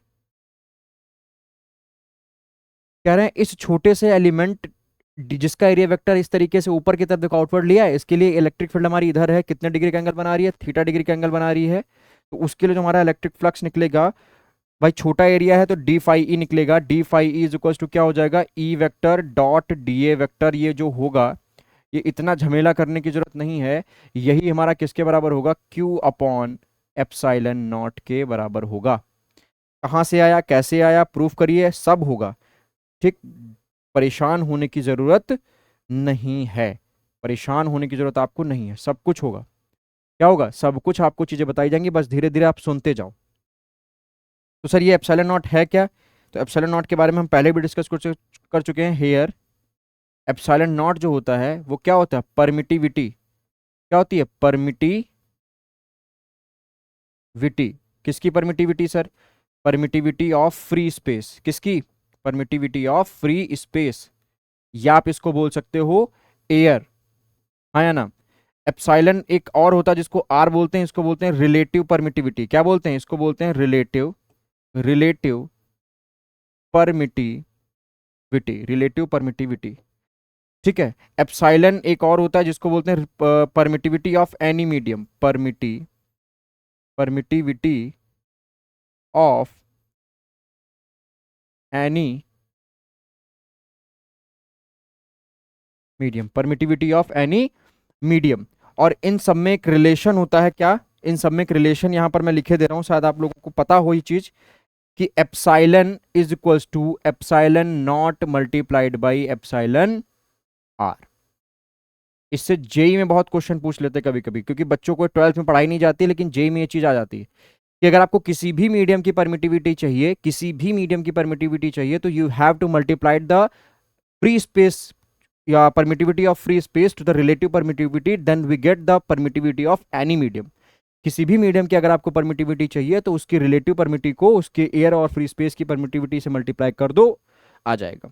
एप्सिलॉन नॉट की सर वैल्यू कितनी होती है, तो बेटा ये तो आप मत ही पूछो क्योंकि पहले लेक्चर में पढ़ा चुके हैं, लेकिन बता दे रहा हूँ 8.85 इंटू 10⁻⁻12 न्यूटन मीटर स्क्वायर पर coulomb square, newton metre square पर कूलाम्ब स्क्वायर। उन्होंने कहा भैया जो यहाँ चार्ज रखा है मेरे मालिक उठा लो और उसको इससे भाग कर दो, उतना ही इलेक्ट्रिक फ्लक्स आएगा जितना आपको ये झमेला करने से कर रहे हो, ई डी ए कॉस थीटा एंगल ढूंढो, डी ए ढूंढो, पता नहीं क्या क्या करो। ठीक है, ठीक है। ऐसा नहीं है भैया, यहां से भी निकलेगा भाई मेरे, यहां से भी निकलेगा। इस तरीके से तुम सोच रहे हो कि यहां से नहीं निकलेगा क्या सर, यहां से भी निकलेगा भाई। ये वेक्टर इधर होगा और आपकी इलेक्ट्रिक फील्ड तुम्हारी इधर होगी, कुछ एंगल पे ही होगी एरिया वेक्टर से। पर ये हमारी क्या हो जाएगी, ये हमारी इलेक्ट्रिक फील्ड हो जाएगी, ये हमारा एरिया वेक्टर हो जाएगा। इधर से भी निकलेगा, हर जगह से निकलेगा, ऐसा नहीं कि कहीं से नहीं, एक ही जगह से निकलेगा कि सर आपने यहीं क्यों बनाया, यहाँ से भी निकलेगा, यहाँ से भी, यहाँ से भी, कहीं से भी आप काटो। ठीक है। तो इन्होंने कहा ये छोटे छोटे छोटे छोटे छोटे छोटे छोटे छोटे करके काटोगे तो सीधे सीधे का आप एक काम करो, इस पूरी बॉडी के लिए अगर हम देखें भाई, इस पूरी बॉडी से भाई हर जगह से निकल रहा है कि नहीं, हाँ या ना भाई, हर जगह से निकल रहा है कि नहीं। तो इन्होंने कहा कि अगर आपको हम कह दें कि आप पूरी बॉडी से निकालो, तो पूरी बॉडी से निकालने के लिए क्या करें हम, पूरी बॉडी से निकालने के लिए इसी इक्वेशन को हम क्या कर दें, देखो जरा ध्यान से। अगर हम यहां पर देखें, बात करें टोटल इलेक्ट्रिक फ्लक्स की, टोटल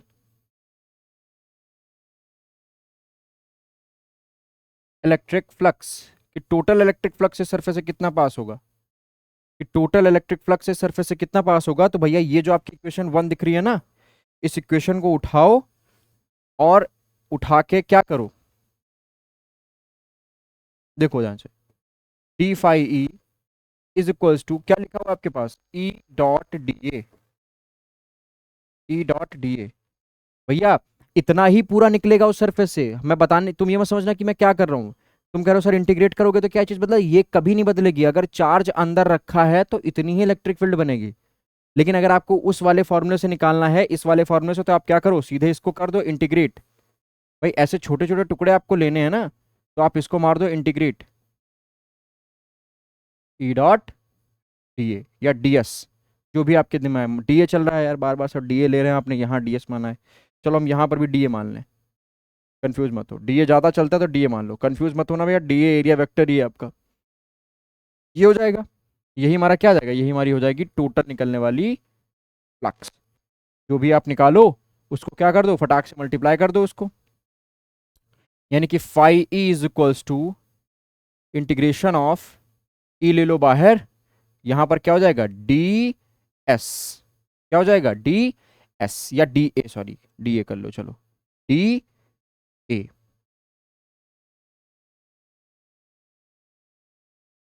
इंटीग्रेशन ऑफ डीए। क्या कह रहा है इसका मतलब, इसका मतलब है कि जितने आप यहां पर छोटे छोटे छोटे छोटे छोटे छोटे छोटे छोटे छोटे छोटे एरिया काट रहे हो, उन सारे छोटे छोटे एरियाज को क्या कर दो, इंटीग्रेट करके एक पास ला दो, तो हमको इसका पूरा एरिया मिल जाएगा।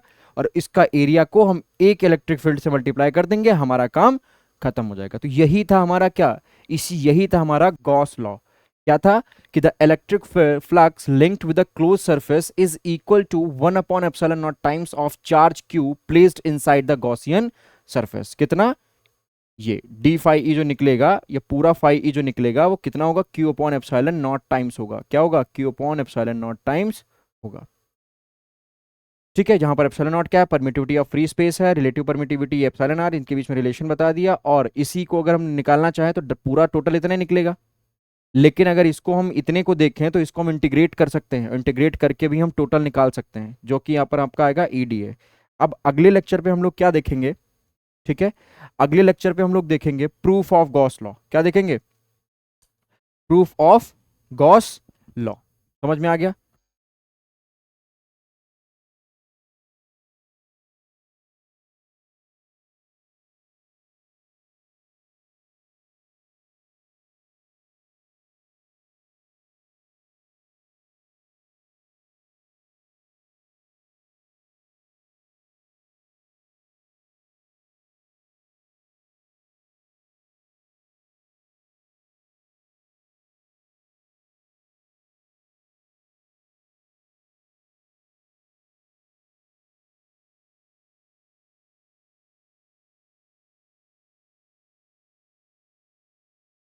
चलो, चलो हम डेरिवेशन हम लोग कर लेते हैं, है ना, कर लेते हैं डेरिवेशन, उसके बाद हम जो भी बचेगा उसको छोड़ देंगे। तो ये हमारा हो गया। अब हम देखेंगे इसका डेरिवेशन, क्या देखेंगे इसका, अब हम लोग देखेंगे डेरिवेशन कि ये चीज आई कहां से, कि phi E, phi E is equals to 100 की सीधी एक बात कि फाई ई जो हमारा आ रहा है, phi E is equals to q upon epsilon nought. आ कहाँ से रहा है, कहाँ से आ रहा है हमको ये देखना है, ठीक है। ये हम लोग चेक कर ले चीज। पहले था कि नहीं कराते, लेकिन लेक्चर थोड़ा लंबा हो रहा है, लेकिन ठीक है, अच्छी चीज है, आप लोगों को डीपली चीजें मिल रही हैं, तो वो आपके लिए बहुत बेनिफिशियल। अब देखो कैसे ये प्रूफ होगा। तो हम क्या करेंगे उसको प्रूफ करने के लिए, प्रूफ, देखो प्रूफ, प्रूफ करा के हम लोग इसके एप्लीकेशन अगले लेक्चर पे देखेंगे। प्रूफ छोटा सा है, देख लो। मान लिया कि हमारे पास कोई गॉसियन सरफेस है, क्या किया, मान लिया हमारे पास कोई ये, मान लिया हमारे पास ये कोई गॉसियन सरफेस है इस तरीके से, ठीक, ये गॉसियन सरफेस है।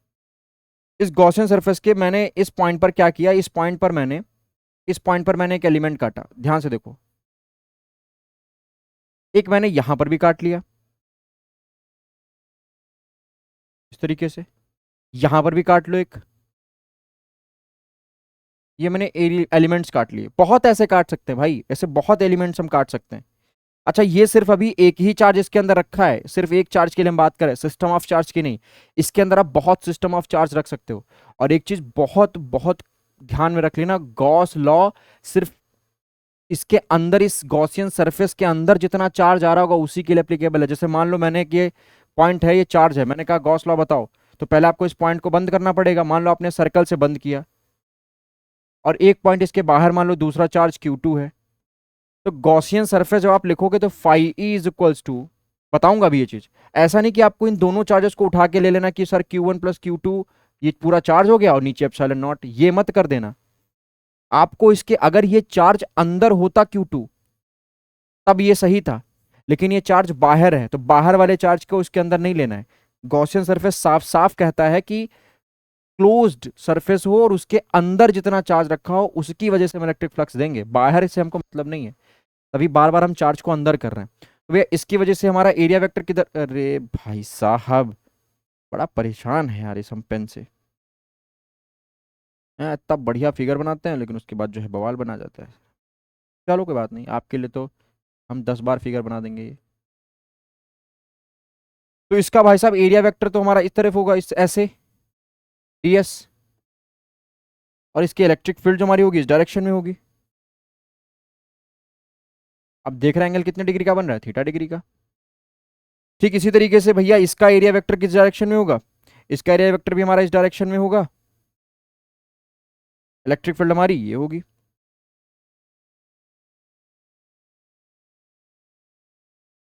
भाई ds1 E1, ds2 E2, है ना। यहां से मान लो निकलने वाली इलेक्ट्रिक फील्ड कितनी है, यहां से भाई हमारा एरिया वेक्टर इधर डायरेक्शन में होगा, है ना। और इधर हमारी इलेक्ट्रिक फील्ड जो किस डायरेक्शन में होगी, इस डायरेक्शन में होगी।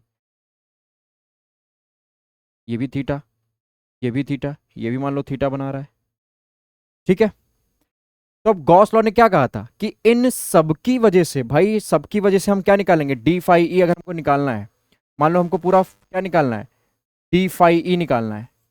क्या निकालना है, डी फाई ई।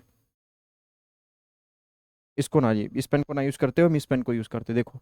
अगर हमको क्या निकालना है, अब हमें निकालना है डी फाई ई। क्या निकालना है, अरे भाई साहब,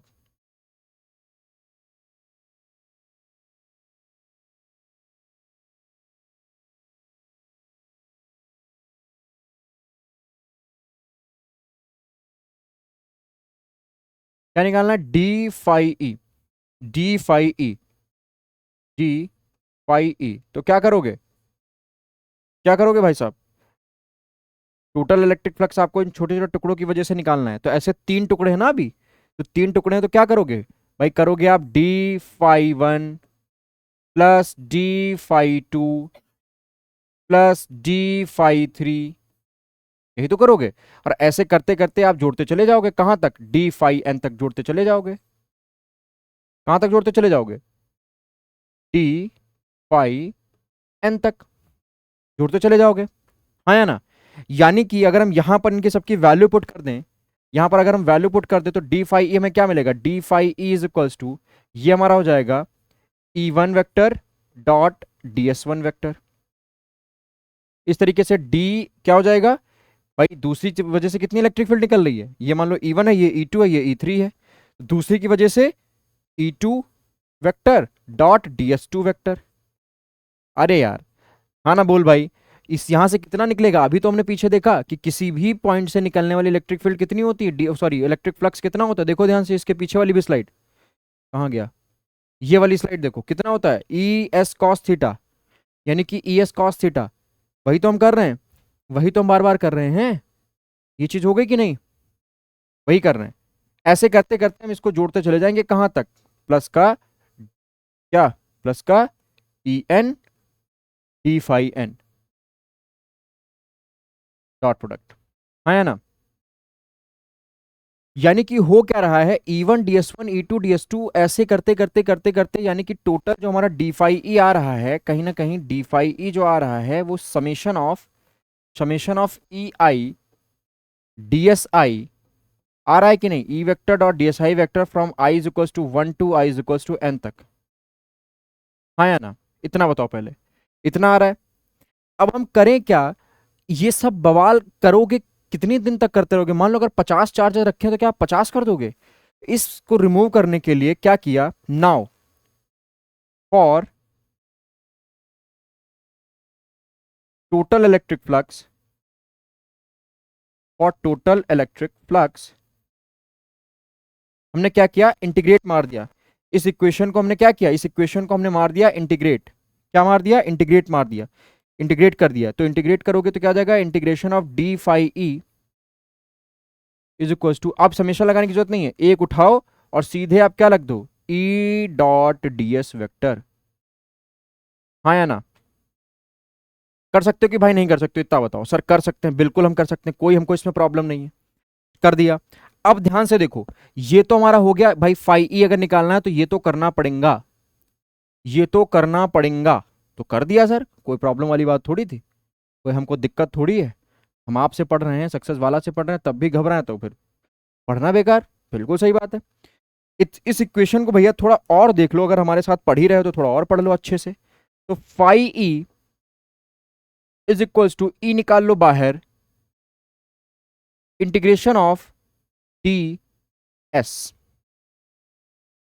ठीक है, क्या हो गया, इंटीग्रेशन ऑफ डी एस।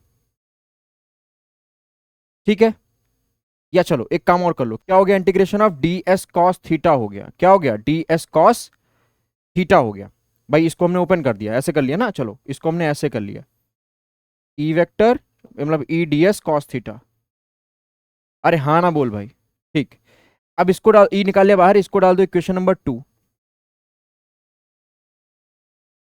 ठीक, बट अभी गॉस लॉ ने क्या कहा था, but according to Gauss law, but according to Gauss law ने क्या कहा कि भाई हमारे हिसाब से तो, तुम्हारे हिसाब से तो भाई फ्लक्स इतना निकल के आ रहा है, ठीक है अच्छी बात है, लेकिन हमारे हिसाब से जो फ्लक्स निकल के आएगा, हम किसी की नहीं सुनते हैं, हम अपनी सुनते हैं। तो हमारे हिसाब से तो भैया फ्लक्स इतना ही आएगा, इतना क्यू अपॉन एप्सिलॉन नॉट, चाहे दुनिया की कोई भी ताकत आ जाए, हम तो इतनी ही इलेक्ट्रिक फ्लक्स आपको देंगे। तो भैया हमको दो, हमें भी कोई चिंता नहीं है, हम हैं फिजिक्स के स्टूडेंट।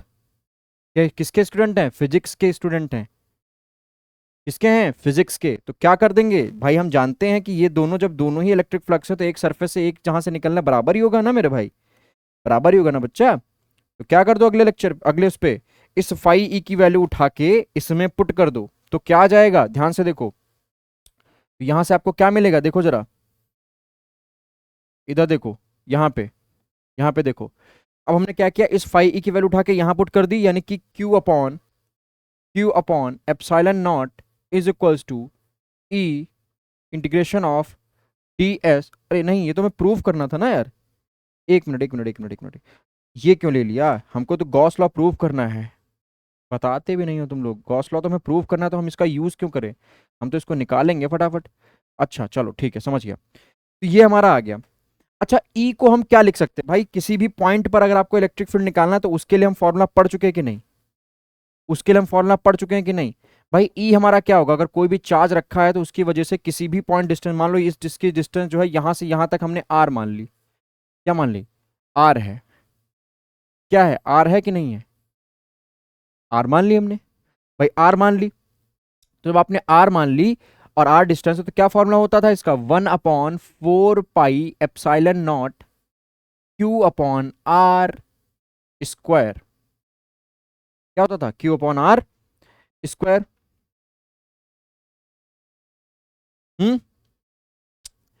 Q/r², यही तो होता था।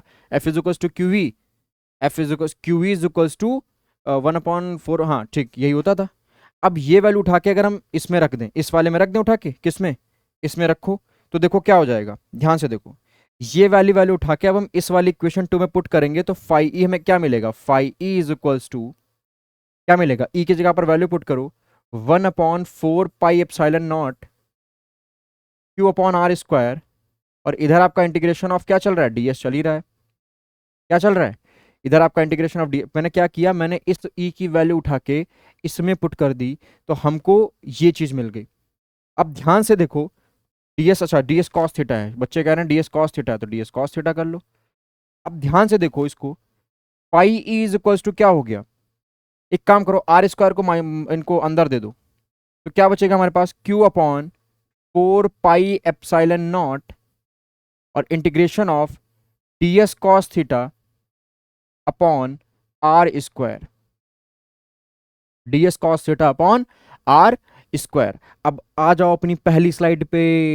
मैंने कहा था कैसा भी क्लोज सरफेस हो, कैसा भी क्लोज सरफेस हो, फॉर एनी क्लोज सरफेस या फॉर स्फेयर, ये फॉर स्फेयर के लिए भी है, फॉर एनी क्लोज सरफेस के लिए भी है, तो डी ओमेगा यानी कि डी, ये रहा डी ए कॉस थीटा को क्या बोलते थे, डी ओमेगा।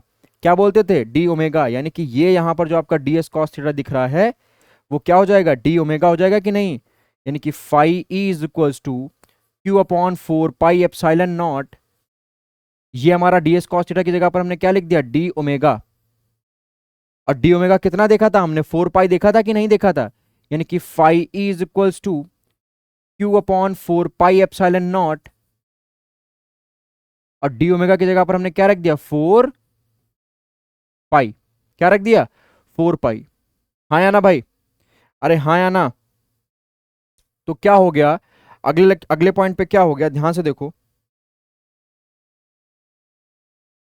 अगले पॉइंट पर क्या हो गया, phi E is equals to 4 pi से 4 पाई कैंसिल हो गया, और क्या आ गया, Q/एप्सिलॉन नॉट आ गया कि नहीं आ गया। और यही तो हमने आपसे कहा था कि हम आपको प्रूफ करके दिखाएंगे, घबराने की बात नहीं है, घबराने की बात नहीं है।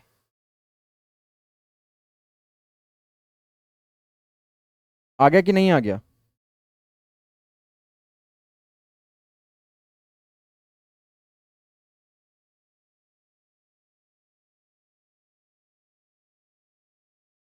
घबराने की बात नहीं है।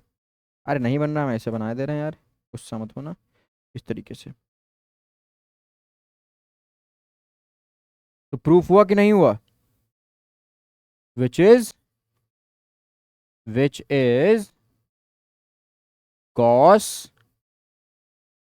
लॉ। यही हमारा क्या है, यही तो गॉस लॉ था बच्चा, यानी कि hence, hence proved, hence proved by Ritik sir, by Ritik sir,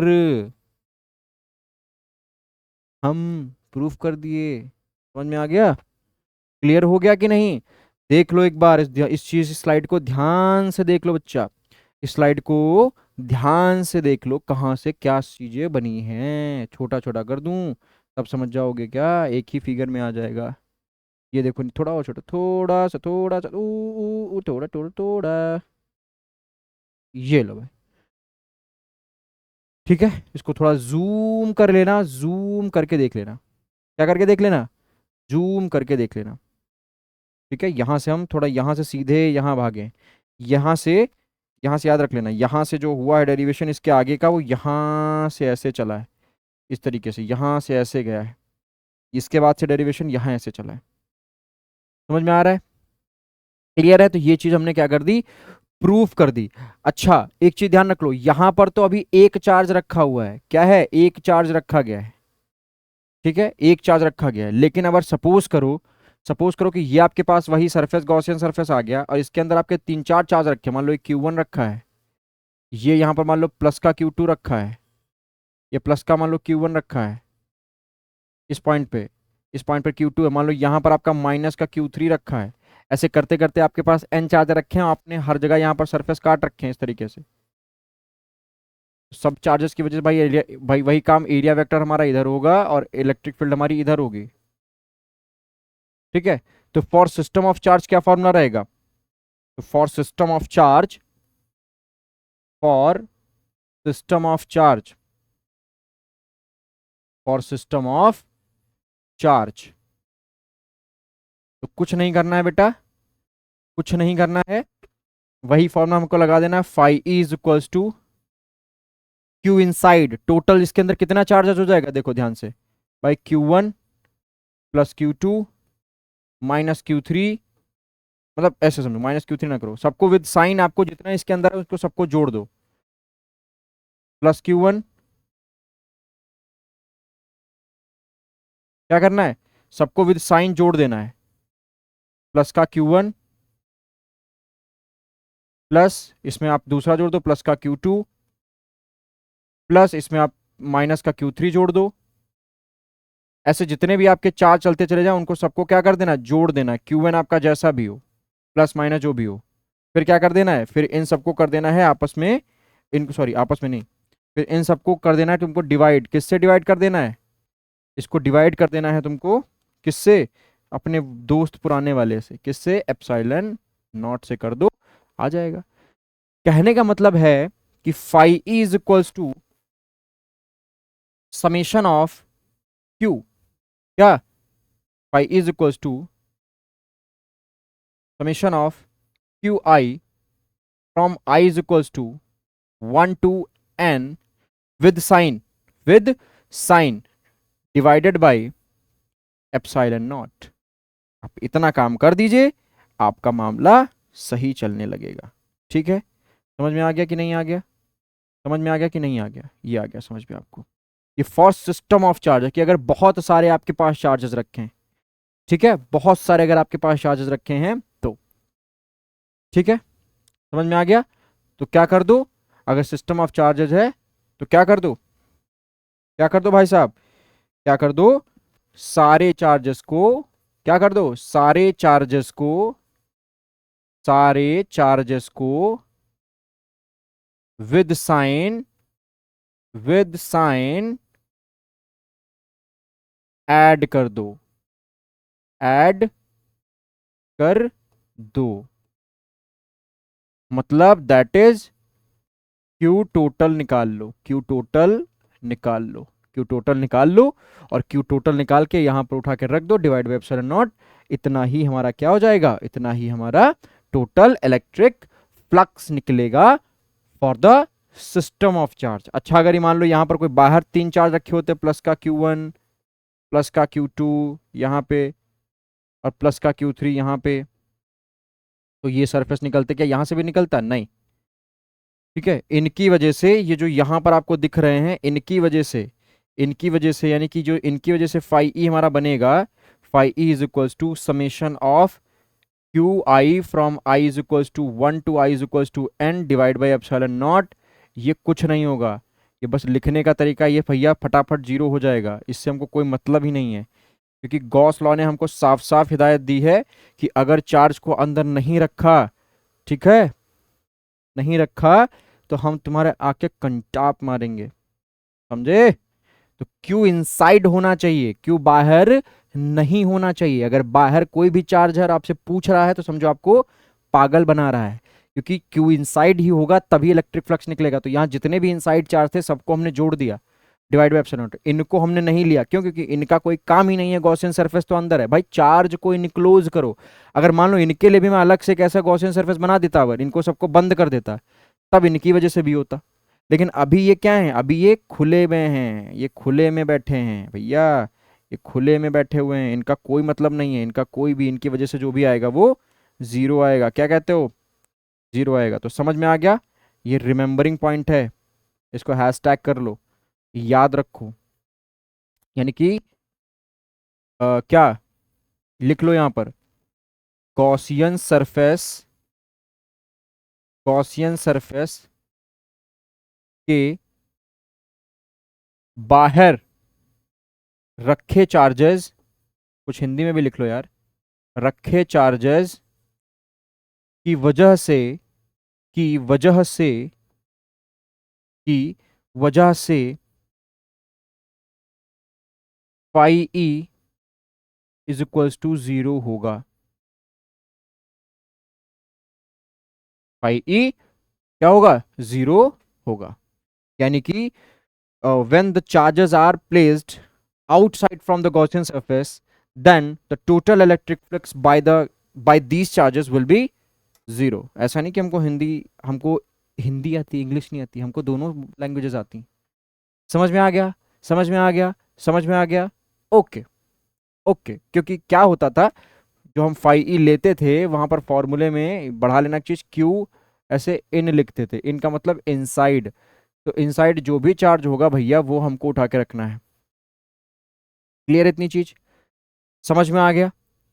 ठीक है, समझ में आ गया। ये भी चीज आपको समझ में आ गई, ये डेरिवेशन आपको समझ में आ गया, ये भी आपको समझ में आ गया, जो हमने आपको चीजें बताई इलेक्ट्रिक गॉस लॉ के बारे में, ये भी आपको समझ में आ गया सारी चीज। सॉरी, ये तो आपका चलो ब्लैंक है, इसको हम हटा ही देते हैं यहाँ से। ठीक है, तो ये जो भी हमने आज समझाया आपको वो सब याद चीज याद रखिए। अगले लेक्चर पे हम लोग क्या देखेंगे? अगले लेक्चर पर हम इसके कुछ एप्लीकेशंस देखेंगे। ठीक है, एप्लीकेशन देखेंगे। तो थैंक यू बच्चों, सक्सेस वाला को इतना प्यार करने के लिए, इतना सपोर्ट करने के लिए, और ऐसे ही हमारे साथ जुड़े रहें। हम ऐसे ही आपके लिए दिन रात मेहनत करते रहेंगे और आपको अच्छा कंटेंट प्रोवाइड करने की कोशिश करेंगे। ठीक है, और पढ़ाई करते रहिए। डिस्ट्रैक्शंस जितनी भी हैं please avoid the distraction between, आपकी पढ़ाई के बीच में कोई भी किसी भी तरीके की डिस्ट्रैक्शंस नहीं आनी चाहिए, क्योंकि अभी अगर आप मन से पढ़ लोगे तो शायद आगे जीवन भर आप जो है कुछ अच्छा कर सको, अपनी लाइफ अच्छी स्पेंड कर सको, कि आने वाले अगले 30-35 साल में आपको कहीं भी दौड़ दौड़ के ना जाना पड़े, आप बैठे बैठे उतना कमा सकें। तो वो सिर्फ इसी की बदौलत हो सकता है और नहीं हो सकता। ठीक है, तो ऐसे ही मेरे साथ बने रहें। हम फिर आपके लिए इसी चैनल इन्फिनिटी चैनल पे हम आपके लिए फिर से वीडियो अपलोड करेंगे, आपके सिलेबस के अकॉर्डिंग, आपके चैप्टर वाइज अकॉर्डिंग। तो घबराने की बिल्कुल भी ज़रूरत नहीं है। जो बच्चे घबरा रहे हैं कि सर सिलेबस कैसे कंप्लीट होगा, हो जाएगा। ठीक है, हो जाएगा, आप उसकी चिंता मत करें। ठीक है, all the best, bye bye.